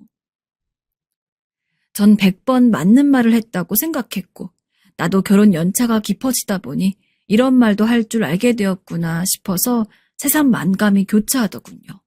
근데 올케가 전에 없이 갑자기 표정이 날카로워지더니 찬물을 확 끼얹는 게 아니겠어요? 형님, 어떻게 형님이 저한테 그렇게 말씀하실 수가 있어요? 전에 아주버님이 형님께 손찌검 하셨다며 그때를 평생 못 잊겠다고 하시더니 제 남편이 저에게 직접적으로 손댄 건 아니지만 저에게 물건을 던진 걸 보고 꽤 충격을 받았어요. 이런 상황이 오면 형님은 그냥 넘어가시겠어요? 그리고 사고를 또 치다니요? 그건 또 무슨... 남편은 저에게 있어서 어디까지나 남편이지 아들이나 남동생이 아니에요. 저희들은 동등한 입장인데 어떻게 제가 다 받아줘야만 한다는 식으로 말씀을 하시는 거예요? 평소에 말이 잘 맞고 마음이 통할 때는 참 좋았는데 이상하게 이렇게 따박따박 논리적으로 따져가면서 반기를 드는 올케의 모습은 처음 봐서 그런지 좀 새롭더라고요. 그렇게 언니 같다며 들러붙어서 아양을 떨어댈 땐 언제고 저들 부부싸움에 대해 자기 편 안 들었다고 표정이 확 달라지는 걸 보니 약간 어이가 없었어요. 그래도 어쩌겠어요. 일단은 제가 얘네들보다 윗사람이고 어른이니 중심을 맞추는 게 필요하잖아요. 다시 한번 침 꿀꺽 삼키고 말을 했는데 이후로도 올케의 표정은 전혀 나아지지 않더군요. 올케, 나는 동현이 편드는 게 아니야. 물론 얘가 잘못했어. 나도 얘를 혼낼 거야. 그런데 부부 사이에 그런 크고 작은 일은 많이 있다는 거야. 일일이 다 싸우며 살아가면 둘이 사랑하며 살아가도 시간이 모자란데 너무 아깝잖아. 잘잘못은 가리되 너무 심각하게 끌고 가지 말란 얘기지. 그랬더니 이 말에도 전혀 표정이 달라지지 않은 채 답하는 올케의 말을 듣고 전 너무 놀랐고 그때는 정말 못 참고 화를 내버렸어요. 그럼 형님도 그때 아주버님이 하신 일에 대해서 그렇게 다 덮고 가실 생각이셨던 건가요? 앞으로도요? 불과 며칠 전까지 그때 일만 생각하면 화가 나서 못 참겠다고 하셨으면서 저한테는 동생 일이니 잊으라고 하시는 거예요? 이쯤 되니 내가 우습게 보이나 싶어서 너무 화가 치밀어 오르더라고요. 결국 저도 왁 하고 지르게 되었어요. 올케랑 동현이 얘기하는데 왜 자꾸 우리 남편이랑 내 얘기를 끌고 와? 말이라고 뭐 단 줄 알아? 친할 때 했던 얘기를 왜 이런 화제에 끌고 와서 비교하네 뭐네. 뭐 나를 가르치기라도 하겠다는 거야? 진짜 적당한 선을 모르네? 제가 이 정도까지 화를 내니 올케도 일순간 당황했는지 입을 다물더군요. 그러고 죄송하다면서 분위기를 수습했는데 그날 내내 정말 너무 기분이 개운치 않았어요. 우리들 사이에는 어쩔 수 없는 냉기가 흐르게 되었고 그렇게 며칠을 쭉 지나게 되었어요. 시간이 지나고 보니 저도 이때 너무 화를 냈나 싶어서 마음이 편치 않더라고요. 이 무렵 때 올케가 임신 초반이기도 했고 나 역시 임신을 해봐서 알지만 한창 예민한 때이니 더 그렇게 반응했을 수도 있겠다 싶었고요. 결국 이러나 저러나 제가 윗사람이니 먼저 손을 내미는 수밖에 더 있겠어요. 그래서 연락을 했는데 어째 올케의 반응이 좀 쎄한 거예요. 이후로의 반응들을 보니 제 예감은 과한 게 아니었더군요. 올케, 이번 주에 동현이랑 셋이 뭐라도 먹으러 갈까? 내가 알아받은 데가 있거든. 그런데 올케는 단번에 대답을 하는데 좀 찝찝하게 말을 하더라고요. 형님, 죄송해요. 그날은 제가 일이 있고 몸이 안 좋아서 다음에 뵐게요. 아, 그래? 알겠어. 이때부터 느낌이 좋지 않아서 좀 기다려보다가 어디 아프냐고 연락도 하고 음식도 남동생 편에 들려서 보내곤 했는데 영 반응이 없는 거예요. 그런 상황을 보고 있자니 올케가 의도적으로 저를 적대시하고 피하고 있다는 것이 느껴지면서 점점 기분이 나빠지더군요. 제가 연락해도 대꾸도 잘 안 하고 남동생이랑도 여전히 냉전 중인 것 같아 보였어요. 동생이 날이 갈수록 그날 한 일을 후회하면서도 자기 와이프가 잘 안 풀어주고 저렇게 있으니 너무 괴롭다고 하더군요. 누나, 나도 할 만큼 용서 빌고 잘못했다 했어. 근데 얘가 계속 밥도 안 차려주고 냉전이니까 미치겠어. 그리고 전 어째 그런 말을 듣고 있으면 있을수록 올케도 참 너무한다 싶었어요. 게다가 이후에 저희 엄마 칠순잔치도 곧 얼마 남지 않았는데 명색이 외며느리인데 그런 것에 대해서 정말 코빼기도 관심이 없어 보이더군요. 전 우리 시어머니 칠순 때 정말 조금의 부족함도 없이 상다리가 부러지도록 차려서 챙겨드렸거든요. 올케가 임신 중이긴 하지만 솔직히 결혼해서 임신을 자기 혼자만 하는 거 아니고 저는 뭐 안 해봤나요?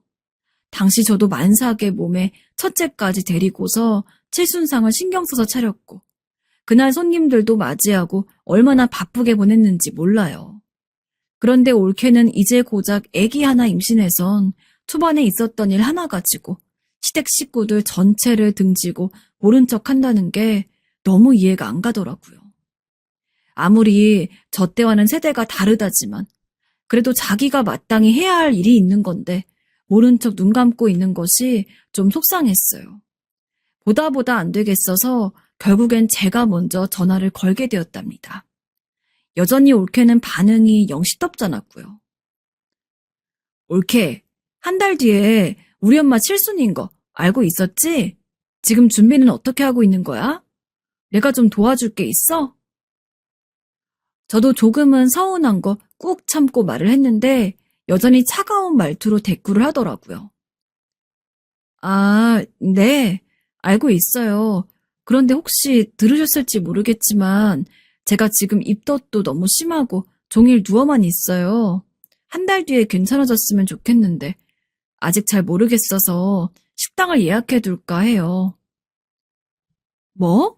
식당 예약을 한다고? 여기서 얼마나 화가 욱하고 올라오던지. 글쎄 우리 엄마 그냥 생일도 아니고 칠순을 갔다가 일개 식당 하나 예약해서 끝낸다니요. 이때 완전 터져서 어떻게 그럴 수가 있냐며. 그래도 결혼해서 처음 챙기는 시어머니 생신에다 칠순인데 그것 좀 참고 하면 될 것을 어찌 그리 말하냐고 서운함을 토로했어요. 아니, 우리 엄마 생신에 칠순까지 있는 날인데 고작 식당 예약으로 끝내겠다고? 올케는 어떻게 시집살을 그렇게 대강하려는 거야? 입도 심한 게 뭐 대수라고. 잠깐 참으면 되지. 역시나 올케는 그것마저도 못마땅했던지 그냥 내내 알겠다고 하면서 끊어버리더군요.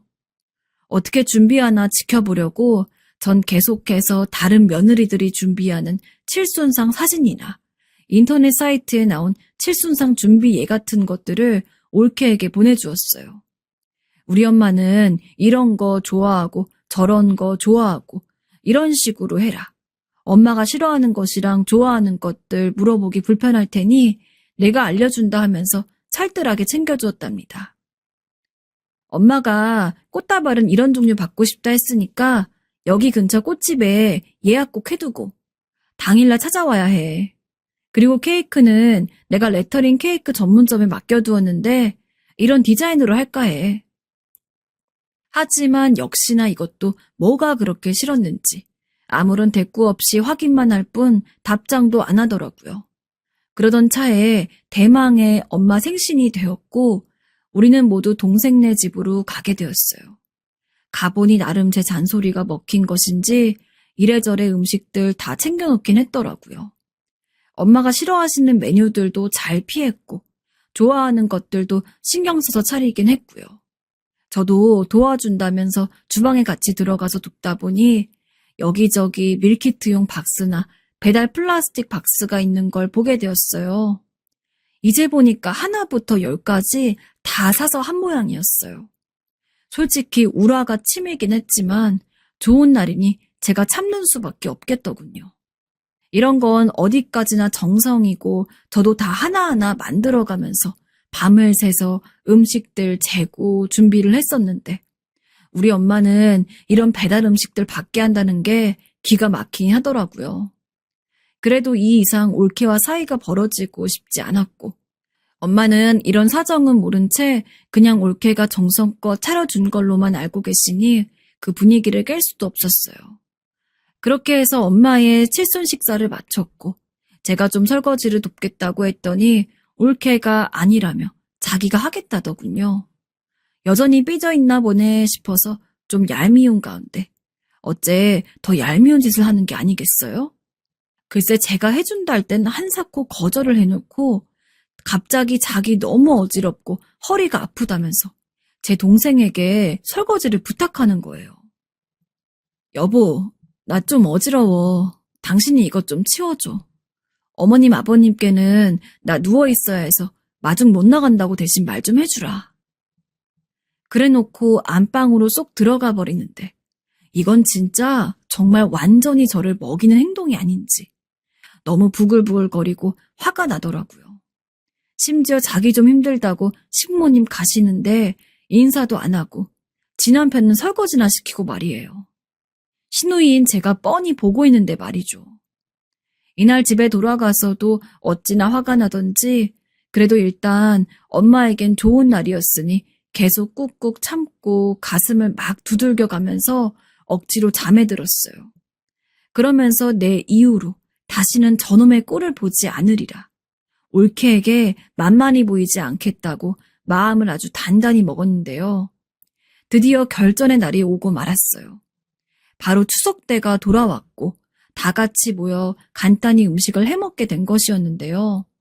저도 추석 때 시댁 가서 이것저것 하고 치우는 걸 무척 싫어하긴 하지만 이번에 새로 동생네 부부가 들어오기도 했고 그래도 격식은 차리고 싶더라고요.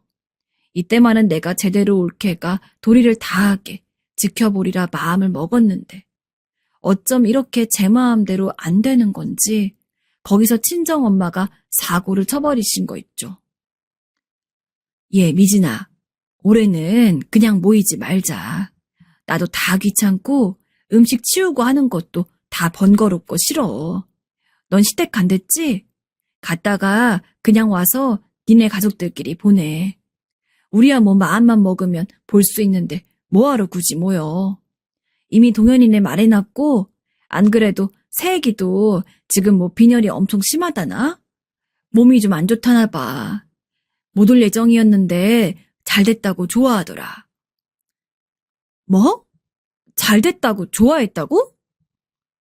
여기서 정말 피가 거꾸로 솟더라고요. 딱 봐도 시댁 와서 지금 전 부치고 집안일 하기 싫다는 걸 팍팍 티내는 건데 순진한 우리 엄마는 그걸 또 고지고대로 받아주고 뭐 하자는 건지 너무 화가 났어요. 결국 완전 폭발해서 엄마한테 엄청나게 화를 내버렸습니다. 엄마, 말이 돼? 아니 처음 맞는 명절에 이렇게 다 같이 밥 먹는 시간 정도는 보내야지. 엄마 며느리가 그래? 자기 오기 불편하다고? 아니 그게 아니고 아이 그럼 어쩌니? 아 기가 막혀 정말.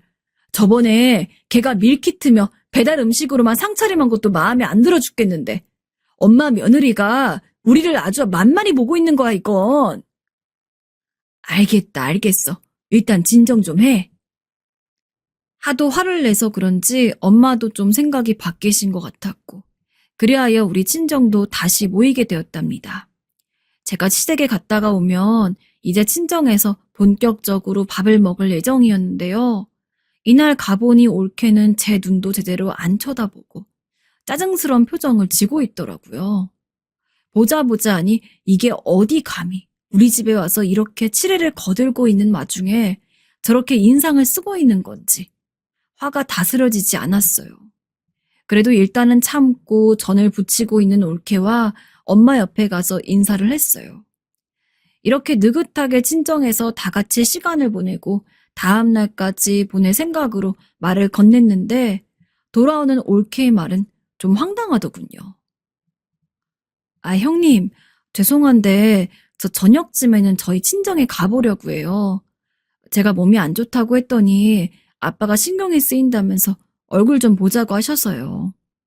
몸 불편하긴 하지만 아무래도 아기 낳기 전엔 자주는 못 갈 것 같아서 가려고요.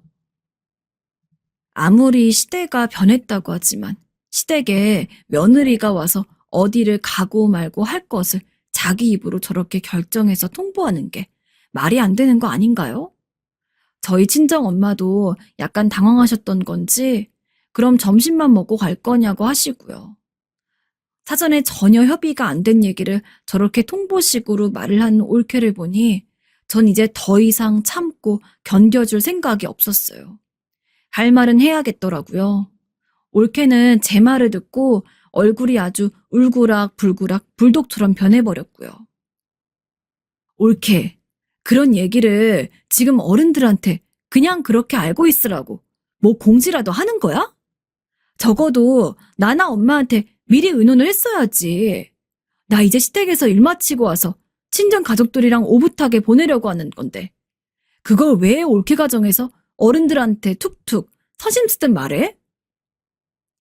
이 말을 듣고 또 기분이 나쁜 건지 입을 꽉 다물고 부들부들하는 게 느껴지길래 전 이어서 더 말을 했는데요. 아니 근데 이후에 일어난 일은 진짜 다시 생각해도 어이가 없지만 이게 아랫사람이 해도 될 행동이라고 보시는 건가요? 지금 다시 떠올리는 순간에도 이가 갈릴 지경이에요. 제가 몇 마디 더 했다고 눈이 뒤집어져서는 말도 안 되는 일을 쳐버렸거든요. 옳게, 그리고 무슨 새삼 친정에 가겠다고 하는 거야? 옳게, 친정 아버님이랑 딱히 감정도 없잖아. 어릴 때 같이 지낸 시간도 짧고, 어색하고 불편하달 땐 언제고. 뭐가 그리 애틋하고 아빠가 보고 싶어서 가야 한다고 핑계를 대고 있어? 솔직히 말해봐. 그냥 시댁에 있기 싫어서 그런 거 아니야? 우리 엄마나 나랑 같이 보내기 괜히 거북하니까 그러는 거 아니냐고. 하긴 뭐 자기 친정 아빠에 대해서도 그렇게 함부로 말하는 사람이니 시댁에 대해선 오죽 남같겠냐만. 전 딱 여기까지만 말했을 뿐인데 올케가 그때 갑자기 이상해졌어요. 눈의 초점이 갑자기 없어지는 듯 하더니 제 팔을 엄청 세게 확 우겨잡더니 주방 옆 방으로 막 끌고 가는 게 아니겠어요? 임신도 했고 덩치도 저보다 커가지고는 그런 몸으로 저를 끌고 가니 전 정말 당해낼 재간도 없이 순식간에 그렇게 끌려가게 되었어요. 엄마와 남동생이 황당해서 뭐 하는 거냐고 뒤늦게 소리를 질렀지만 이미 그때 올케는 방문을 확 잠궈버리더니 느닷없이 미친 짓을 하는 게 아니겠어요? 마치 뭔가에 홀려서 완전히 정신이 나가버린 사람 마냥 말이에요. 정말 이때만큼 사람이 무섭고 끔찍하고 소름 끼치게 느껴졌던 적이 없는 것 같아요. 형님, 지금 뭐라고 했어요? 뭐? 사람이 돼서 그게 할 말이에요? 내가 그렇게 힘들게 꺼냈던 우리 아빠 얘기를 갖다가 지금 뭐라고? 네가 무슨 상관이야? 네가 뭔데 우리 아빠 얘기를 함부로 해? 이거 안 놔? 다시 말해봐 어디. 이렇게 눈이 시뻘겋게 변해서는 제 뺨을 확 내리치곤 머리까지 잡아대는데 전 비명도 제대로 질러보지 못한 채 그대로 머리를 잡혀서 어쩌지도 못하고 있었어요. 겨우 보조키로 뚫고 들어온 남동생 때문에 가까스로 분리가 되어 끌어내지긴 했으나 올케는 마치 악마가 되어버린 양 빽빽거려 놓고 이내 엉엉 울어대는 꼴이 정말 무섭더라고요. 정말 너무 싫어. 엄마, 엄마. 이러면서 애도 아니고 미친 여자처럼 자기 친정엄마며 아빠며 불러대며 울어대는데 진짜 아무리 임신 중 호르몬이 멋대로 날뛴다지만 저거 제정신이 아닌 것 같아서 겁날 지경이었어요. 흥부는 자기가 미친 듯이 해놓고서는 배가 땡긴다며 그대로 주저앉아서 누워버리고 맞은 사람은 난데 옳게만 응급실에 갔지 뭡니까. 전 너무 어이가 없고 황당해서 소리도 못 내고 맞은 부분을 감싸 안고 멍청이 있었는데 말이에요. 이 와중에 저희 엄마는 또 제 속도 모르고 간다면 그냥 보내면 되지 왜 일을 이렇게 크게 만드냐며 옳게 큰일이라도 나면 네가 책임질 거냐고 저한테 뭐라고 하시는 거 있죠. 다음날 남동생까지 전화와서는 실제로 처가랑 약속이 되어 있던 얘기인데 누나는 왜 말을 그렇게 해가지고 그러냐며 따지더라고요. 이쯤 되니 전 정말 완전 갈 곳 잃은 양 마냥 가족들 신경 써서 이렇게 힘들게 혼자 짐을 졌는데 아무도 안 알아주고 욕만 먹게 되었어요. 이게 다 온갖 임신으로 인한 핑계를 대가며 알량하게 머리를 굴려댄 올케 때문인데 진짜 이 요망한 장난질에 제가 도저히 당해낼 수가 없어요. 이번엔 제가 완전히 제대로 한 방 먹은 것 같은데 도대체 다음에는 어떤 식으로 제가 정신 차리고 먹여야 할지 답이 안 나와요. 일단 지금 상황이 너무 충격적이기도 하고요. 임산부랍시고 조금만 싫은 말 들으면 저렇게 냅다 누워버리고 울어버리니 진짜 당해낼 재간이 없어요. 겁도 없이 신우 뺨을 때리고 머리채까지 잡아댄 저 괘씸한 올케를 대체 어떻게 하면 좋을까요?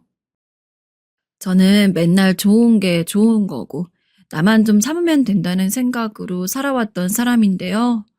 이번 일을 정말 호되게 그것도 피눈물이 나도록 겪고 나니 왠지 헛산 것 같은 생각이 드네요. 나름 저도 나이가 그렇게 적지도 않고 제 애들한테는 어른인 척 맨날 남들 이해하면서 살라고 했는데 말이에요. 이렇게까지 생각을 하는 제가 예민한 사람인 걸까요? 제가 처음 결혼을 할 무렵, 당시 대학생이었던 남편은 크게 모아둔 돈이 없었어요. 전 남편보다는 일찍 취업을 해서 직장을 다니고 있었고, 저희 집에선 엄마 아빠께서 여자 나이가 20대 중반이 넘기면 큰일 나는 줄 알고 계셨고요. 아무래도 결혼을 서두르는 쪽이 우리 쪽이다 보니 저보다 2살 아래의 남편은 결혼을 하냐 마냐에 대해서 꽤 크게 고민을 할 수밖에 없었답니다. 그때 시댁에서는 이렇게 일찍 보낼 생각이 없고 우리는 돈도 없다고 딱 말을 잘라버리시더라고요.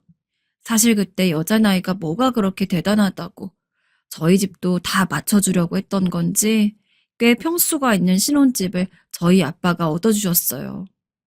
남편은 그에 반해 당장 취직도 안 했으니 돈이 없다며 우리가 준비한 것에 10분의 1도 안 되는 돈을 가지고 장가 오긴 했어요. 그렇긴 해도 친정 아빠는 다 우리가 일찍 당긴 일이니 어쩔 수 없다며 그런 걸로 뭔가 티내거나 눈치 주신 적도 없었고요. 근데 그러던 사이에 생각지도 못했던 사건이 신혼 무렵에 터진 거예요. 바로 시부모님께 큰일이 생기게 된 것인데 우리가 결혼한 지 6개월쯤 되던 무렵 아버님께서 아주 크게 사기를 당하신 겁니다. 어릴 때부터 알아왔던 중마고우한테 꽤 큰 금액을 잃게 되셨고 그것 때문에 집까지 넘어가게 된 거예요. 당시 남편 말로는 우리 시부모님은 지방에 건물과 땅도 조금 있다고 들었는데 그것까지 다 뺏겼다고 하더군요. 이렇게 해서 당장 세 가족이 길거리에 나앉게 되었고 어쩌다 보니 작은 아들인 우리 남편이 꽤 넓은 신혼집에 살고 있었던 거예요. 그러다 보니 순식간에 저도 기억이 안 나는 어느 땐가부터 이렇게 5명이 함께 살게 된 것이었어요. 지금 생각해보면 내가 왜 그때 그 제안을 그냥 받아들여서 시부모님과 아주버님까지 신혼집에 모시게 된 건지 참 바보 같기도 해요. 그때는 이런 상황이 길어봐야 2, 3년 정도 아니겠느냐 싶었어요. 왜냐면 어머니도 그렇게 말씀을 하셨거든요. 니네가 아주 큰 결심을 했구나. 우리가 여기 있어봐야 뭐 얼마나 있겠어.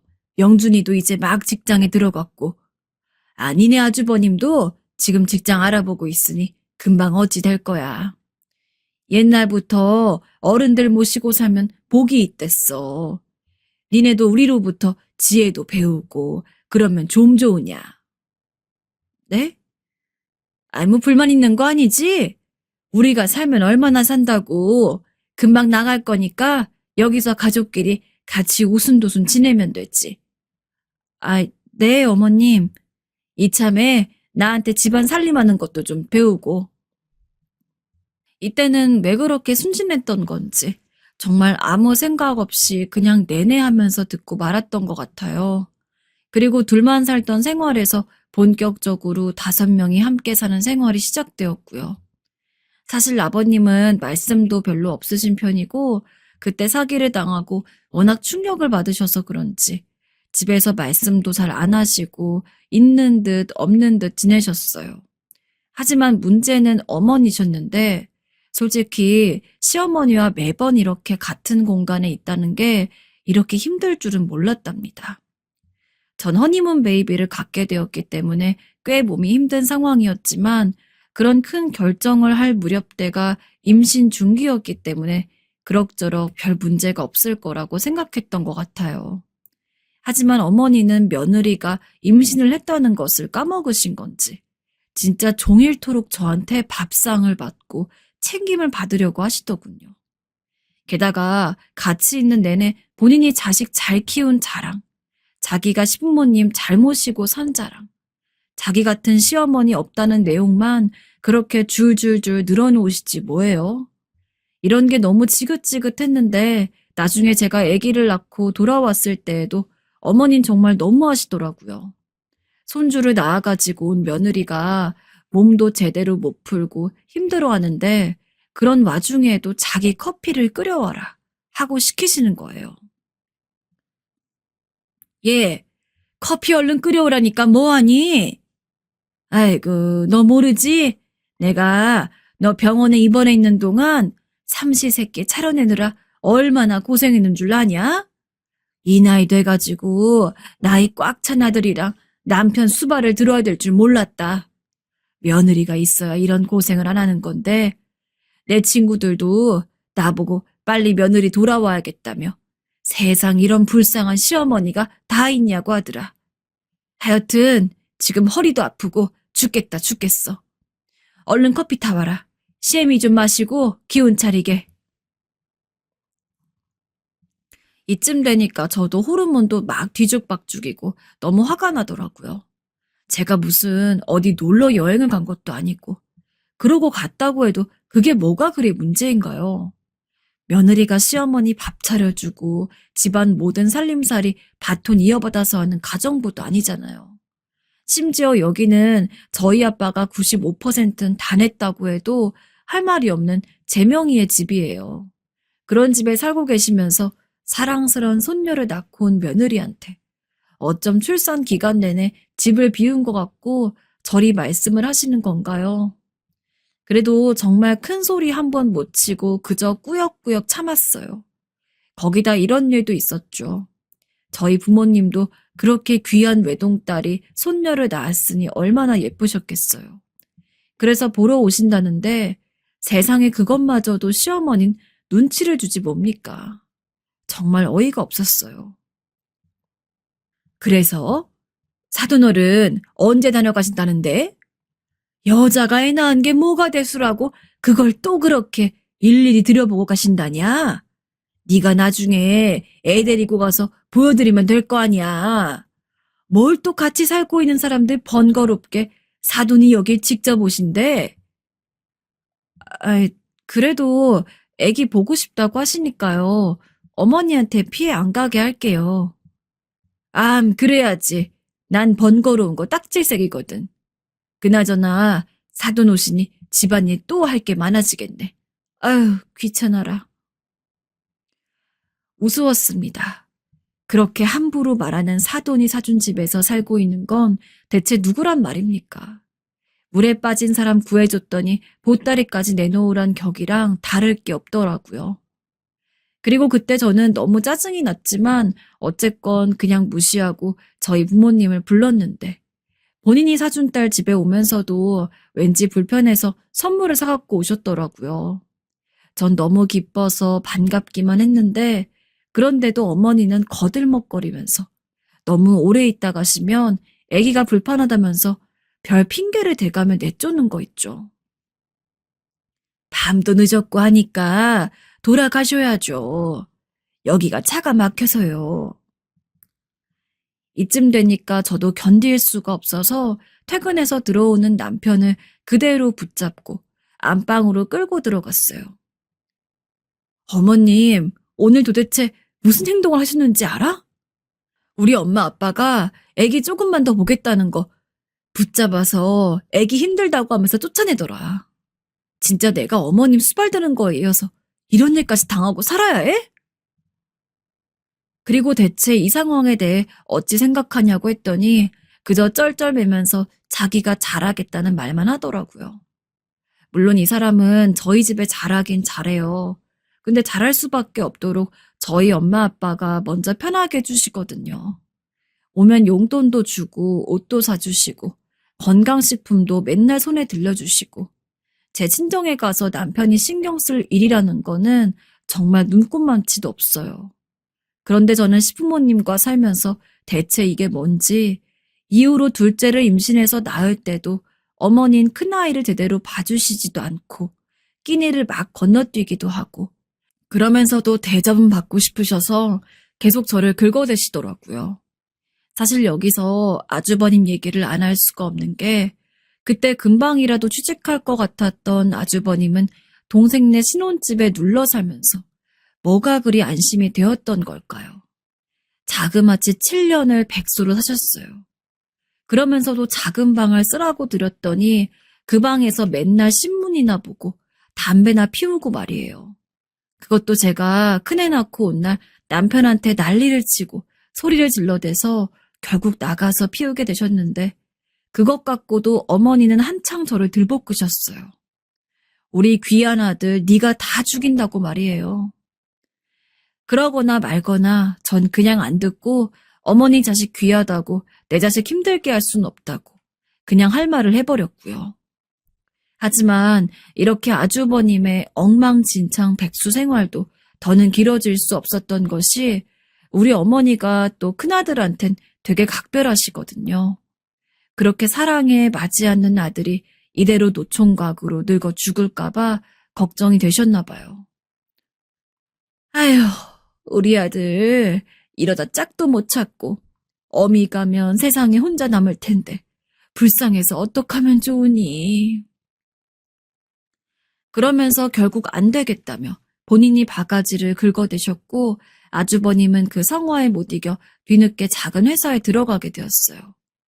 그때까지도 아주버님은 진짜 얼마나 얄미웠는지 몰라요. 생각해보면 자기 엄마가 저렇게 이 집에서 거들먹거리고 앉아있고 제 집인 양 살고 있으니 본인도 편하게 생각했던 것 같아요. 이쯤 되니 부모님과 같이 산 세월과 제 아이와 같이 산 세월의 차이가 정말 얼마 되지도 않아요. 우리가 살아봤자 니네랑 얼마나 살겠냐고 하셔서 전 정말 길어야 2, 3년이면 끝난 줄 알았는데 무려 아주버님이 7년 뒤에 백수 탈출을 하셨다니까요. 그러면서 그때부터 돈을 모은다고 하길래 적어도 그럼 얼마 안 돼서 나가겠지 하고 전 꾹꾹 참았는데요. 정신 차려보니 벌써 같이 산 지 20년이 되어버렸어요. 정확히 따지면 약간의 차이가 있겠지만 아무튼 제가 큰아이를 임신했을 때 이 집에 들어오셨고 그 아이가 지금 대학생이니까 말이에요. 그러고 보면 저도 참 용케 그 긴 시간을 잘 버텼다 싶어요. 아주버님이 맨날 철판 깔고 이 집에 들어앉아서 아무렇게나 간식이나 반찬들을 꺼내 먹고 치우지 않아서 저를 경악하게 했던 것들. 화장실도 아무렇게나 쓰고 심지어 술 먹고 자기 친구들을 집에 끌고 와서 우리 애들 자는데 다 깨워대고 술상까지 보게 했던 일들 등. 전 이때 너무 스트레스를 받아서 아주버님이라도 빨리 나가길 바랬어요. 얼마 지나지 않아서 아주버님은 어디서 아가씨를 만나가지고 갑자기 장가를 가겠다고 하시더군요. 그때가 모시고 산 지 한 10년 차 되었을 무렵인 것 같아요. 이때에는 저도 살짝 기대를 했었어요. 이제 그렇게 사랑에 맞지 않는 장남이 장가를 가게 되었으니 얼마 안 되어 그 집으로 옮겨가시던지 아니면 뭐라도 해서 어떻게든 두 분이 나가시던지 하는 생각들을 말이에요. 저도 슬슬 애들 교육 때문에 학군 고민도 많았고 다른 곳으로 이사 핑계를 대면서라도 분가를 해볼 생각이 있었거든요. 그런 와중에도 어머니는 그렇게 자기 큰아들이 각별하고 눈물이 났는지 전혀 그럴 생각이 없어 보이시더군요. 아이고, 드디어 우리 장남이 장가를 가는구나. 그렇고 말고 우리 장남은 큰일을 할 사람이지 그럼. 그래서 내가 이렇게 기다린 거 아니냐. 네 섹시하고 오순도순 살면서 둘만 잘 살면 돼. 나는 바라는 게 없어. 이때 그만 저도 모르게 속으로 어머니, 그럼 저희는요? 하는 말이 맴돌더군요. 하마터면 입 밖으로 튀어나올 뻔했는데 그냥 그때 말할 걸 그랬나 봐요. 저희도 저희끼리 오순도순 잘 살고 싶은데 그렇게 살게 허락해주면 안 되냐고 묻고 싶더군요. 당시 아주버님은 마땅히 신혼집을 얻을 상태도 아니었는데 어머니가 어디서 빚이라도 끌어오신 건지 간신히 지방 쪽에 대주었어요. 사실 이때도 저도 꽤 이성을 잃을 만큼 어머니께 대들었는데요. 글쎄 그 돈을 저희 보고도 좀 부담하라는 거 아니겠어요? 아니 수정이 너는 친정이 좀 여유도 있고 우리 명준이가 벌어온 거 다 쓰진 않고 저금 착착 다려놨을 거 아니야. 그거 좀 니네 큰아주버님 장가 간다는데 한 집안의 기둥이 가정을 꾸리고 뿌리를 내린다는데 좀 보태면 뭐가 덧나냐? 그리고 그렇게 오래같이 부대끼고 산 가족이 나가는데 그런 것도 못해주니? 마음을 그렇게 못되게 쓰면 안 되는 거야.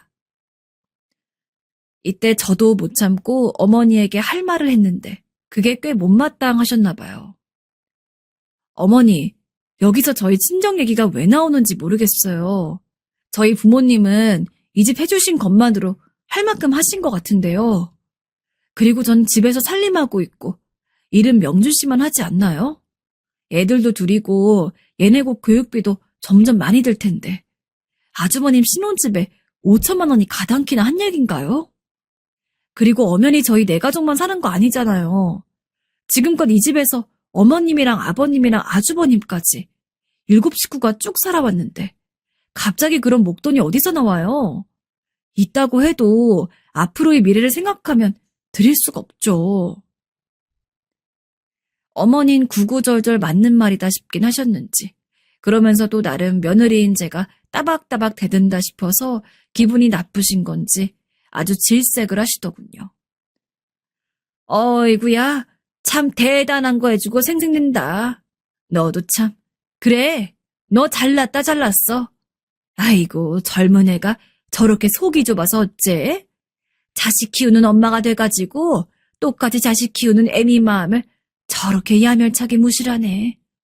어디 네 자식 시집장가 보낼 때도 그러나 보자. 아마 이 무렵부터 제가 어머니를 마음속으로 정말 싫어하게 된 것 같아요. 그렇게 자기 손주, 손녀를 키우고 자기 아들과 같이 살고 있는 며느리한테 저런 말을 하시는 건지. 속이 좁고 정이 없어서 제가 그때 당시 10년이 돼가도록 시댁가족들과 같이 살았던 걸까요? 아무튼 같이 살고는 있어도 어머니와 부딪히고 싶지가 않아서 이때 교육비를 번다는 명목하에 저도 일하기 시작했어요. 점점 좀 줄어드니 살만하긴 했지만 그래도 여전히 두 분은 저희 집에 살고 계시고 살림살이 하나하나 다 간섭하시더군요. 남편한테 몇 번이나 이런 불편함에 대해서 말을 했지만 계속 곧 나가시겠지. 형도 이제 아기를 가졌으니 모시겠지. 애가 좀 컸으니 모시겠지. 하며 넘기더라고요. 그러던 차에 정말 참을 수 없는 일이 터지고 말았습니다. 사실 이건 남편이 되게 크게 실수를 한 것이긴 한데 이건 남편과 시댁 가족들 사이에서나 실수인 거지. 저에게는 필수적으로 알려져야 했던 사실 같아요. 아니 어쩌면 몰랐던 게 저에게 나았으려나요? 아무리 몇 번을 생각하고 되새겨봐도 다른 사람은 몰라도 전 알아야만 했던 일 같아요. 이게 다 무슨 얘기냐면 바로 얼마 전에 일어났던 일 때문이에요. 다 같이 밥을 먹고 있었고 전 여전히 직장 일에 대학생 딸과 고등학생 아들을 챙기느라 신경이 예민해져 있었어요. 밥 먹는 중에 아주버님 얘기가 툭 튀어나오더군요. 그러고 보니 요 근래 2년 정도 가까이 아주버님의 소식이 딱히 들려오지 않긴 했었어요. 조카가 태어났다는 사실도 알고 있고 그대로 형님과 아기를 돌보며 돈벌이에 힘쓰고 있다는 정도만 알고 있었고요. 그 전에 명절 때마다 들리시긴 했지만 자기 가정이 생기니 처가도 찾아다니는 건지 여긴 1년에 한 번 정도 올까 말까 하시더군요. 제 입장에서는 아주버님을 썩 좋아하는 것도 아니고 게다가 식구까지 데리고 나타날 걸 생각하니 안 오시는 게 낫긴 했어요. 왜냐하면 우리 집에만 오면 아버님도 저렇게까진 안 하시는데 자기가 뭐라고 이렇게 저를 부려먹으려고 하시는지 모르겠더라고요. 근데 그날 화제가 이래저래 오가긴 했는데 듣다 보니까 어째 아주버님네 상황이 뭔가 좋지 않은 것 같았어요. 아니 그래서 상준이 지금 계속 그러고 있는 거야? 그래서 우리 집에도 잘 안 오고 자꾸 연락도 안 받는 거구나. 분위기를 보아하니 사업이나 결혼 생활 둘 중 하나가 문제인 것 같은 느낌도 들더군요. 그러면서도 자꾸 어머니의 우리 집이란 단어가 너무 거슬렸어요. 엄연히 제 명의인 집을 왜 자꾸 자기 집이라고 소개를 하시고 동네 할머니들까지 끌어다가 모임을 가지시는 건지 이쯤 되면 딱히 집 문제 가지고 따지고 들지 않았던 제 잘못인가 싶었어요. 아무튼 그런 와중에 저도 밥 먹는데 열중하곤 있었지만 계속 얘기가 이어지니 신경이 쓰여 듣게 되긴 하더라고요. 아주버님네 상황은 생각보다 약간 심각한 것 같았어요.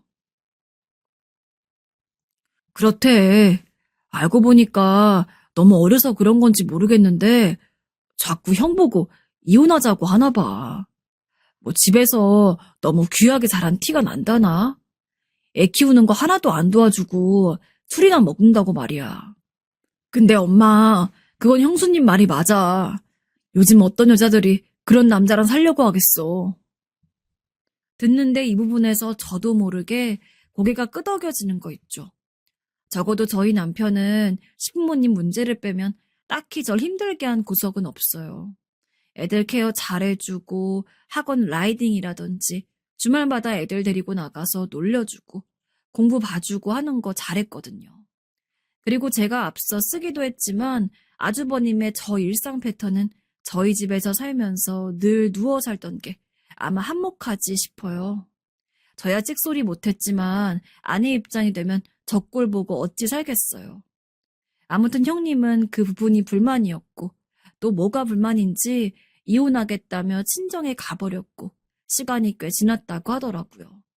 그것 때문에 저희 어머니, 아버님도 저쪽에 태어난 조카 얼굴은커녕 아주버님 얼굴까지 못 보고 계신 거고요.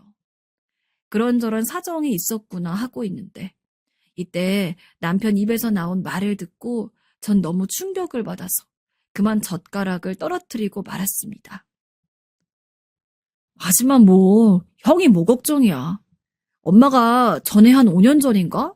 형한테 그 조그만 빌딩이랑 땅 좀 줬잖아. 솔직히 그 정도면 혼자 먹고 살다 죽는데도 아주 넉넉하지 뭐. 문제는 나야.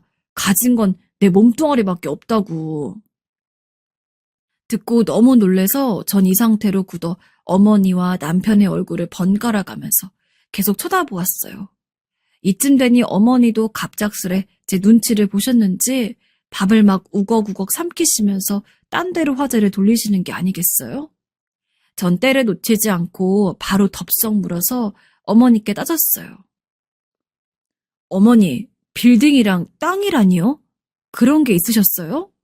저희 집에 오실 때 그거 다 처분했다고 하셨잖아요. 그걸 아주버님한테 주셨다고요? 그것도 몇 년 전에요? 그러자 어머니는 더 피할 수 없다고 생각하셨는지 계속 뜸들이시다가 결국 말을 하시더군요. 근데 본인도 은연중에 찔리셨는지 저한테 벌컥 짜증을 내시더라고요. 아이, 그게 저 뭐냐? 아, 니네 아주버님 돈 없이 이 집에서 나갔잖아. 그게 안쓰러워서 내가 아주 쬐끔한 걸로 준 거야. 뭘 그렇게 바닥바닥 물어보고 그래? 그게 뭐 네 돈이라도 된다냐? 네가 뭘 관심을 갖고 난리야? 이때 저도 어디서 그런 배포가 나왔는지 모르겠지만 정말 어머니 얼굴에서 단 1초도 눈을 떼지 않고 다다다다 받아쳤어요. 어머니, 제가 지금 그게 뭐 욕심이라도 나서 그런 줄 알고 말하시는 거예요? 그게 왜 저희랑 상관이 없어요? 웬일이야 진짜. 어머니 지금 세희가요. 세희가 대학생이에요. 제가 세희 임신하고 있을 때 어머니랑 아버님 가진 게 아무것도 없고 다 팔아버리셨다고 해서 제 집에 오신 거 아니셨어요? 그런데 그게 있었다고요? 그 건물이랑 땅이면 진짜 애지간한 돈이 아니잖아요. 마음 먹고 여기 근처 집이라도 사고 뭐라도 할 수 있는 거 아니셨나요? 근데도 저희 집에서 쭉 사셨던 거예요? 제가 하는 말 구구절절히 받아칠 자신이 없으셨던 건지 이때는 입을 다무시더라고요. 전 이쯤 되니 울음이 밀려들었고 진짜 왁 소리를 내지르며 대들었어요. 세상에 20년을 저희랑 같이 사셨으면서 아주버님을 장남이랍시고 거기에 재산을 다 몰아주신 거예요. 아니 저는 그렇다 치고 어머니 둘째 아들인 이 사람은요. 형이랑 어머니 아버님 모시고 살면서 형 장가까지 보내고 20년을 살았는데 그걸 장남한테 싹 주고 이 사람은 몸뚱아리만 이렇게 있는 거예요? 대답 좀 해보세요, 어머니. 이게 말이 되냐고요? 그러자 어머니는 엉뚱한 데다가 포인트를 잡아서 저한테 소리를 발칵발칵 지르시더라고요. 야, 그걸 네가 왜 이리라 저래라야? 네가 내 배에서 나온 자식도 아니고 내 배에서 나온 자식들 데리고 애미인 내가 알아서 한다는데 어디서 선생질이야? 네 일 아니면 관심 꺼. 그게 네 돈이야? 이게 봐주고 있으려니까 진짜 머리 위에 기어오르려 하네. 네 친정에서 그렇게 우릴 갖고 무시하디? 전 이 말을 듣고 나니 모든 게 다 허무하고 싫어졌어요. 싸우기도 귀찮고 모든 게 다 환멸스럽더군요. 그간 간신히 줄다리기라며 이어오고 있었던 인내의 끈을 이 순간을 기점으로 해서 끊어버리기로 했습니다. 이날부터 어머니와 단 한마디도 하지 않고 있으며 집안일도 다 내팽겨치고 그냥 내버려둔 상황이에요.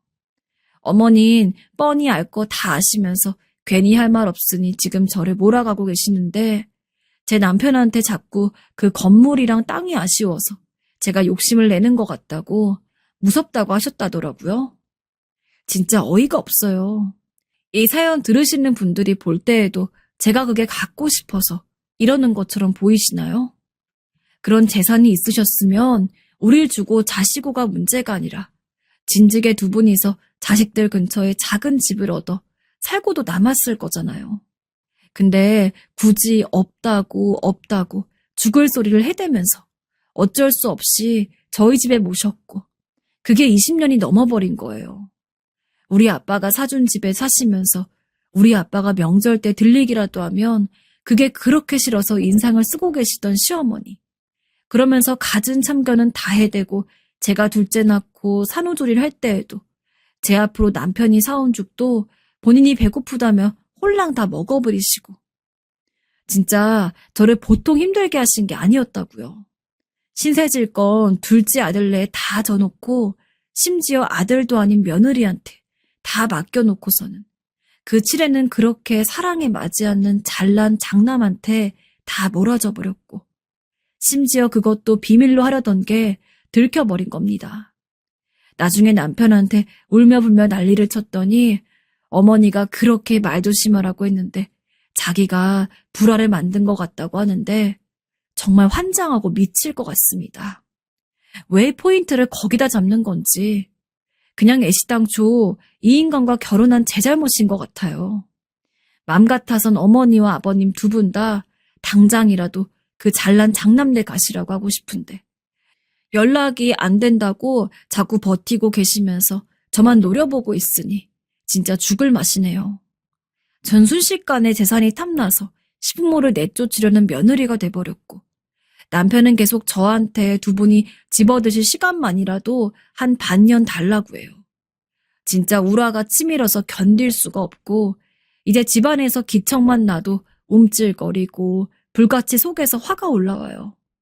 어머니 목소리만 들어도 성질이 나고 무슨 생각으로 이 집에서 계속 저렇게 민기적거리고 계시는 건지 모르겠습니다.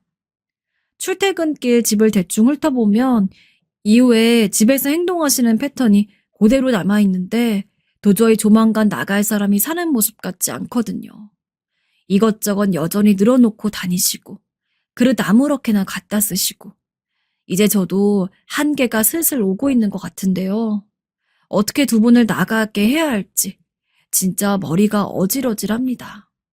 솔직히 아버님은 크게 마찰이 없었지만 어머니한테 저런 재산이 남아있는 걸 아버님이 모르셨을 것 같지도 않고 아버님도 나름 아주버님에게 각별했던 걸 알겠어서 두 분 다 똑같다는 생각이 들어요. 이제라도 저는 저희 가족끼리 살고 싶고 저도 나이가 나이인데 더 이상 시부모님 봉양하며 살고 싶지 않아요. 이 와중에 남편이 조금이라도 어떻게든 저를 설득해볼 마음을 먹고 있는 것이라면 그 즉시 이혼도 불사할 생각입니다. 제가 예민한 건가요?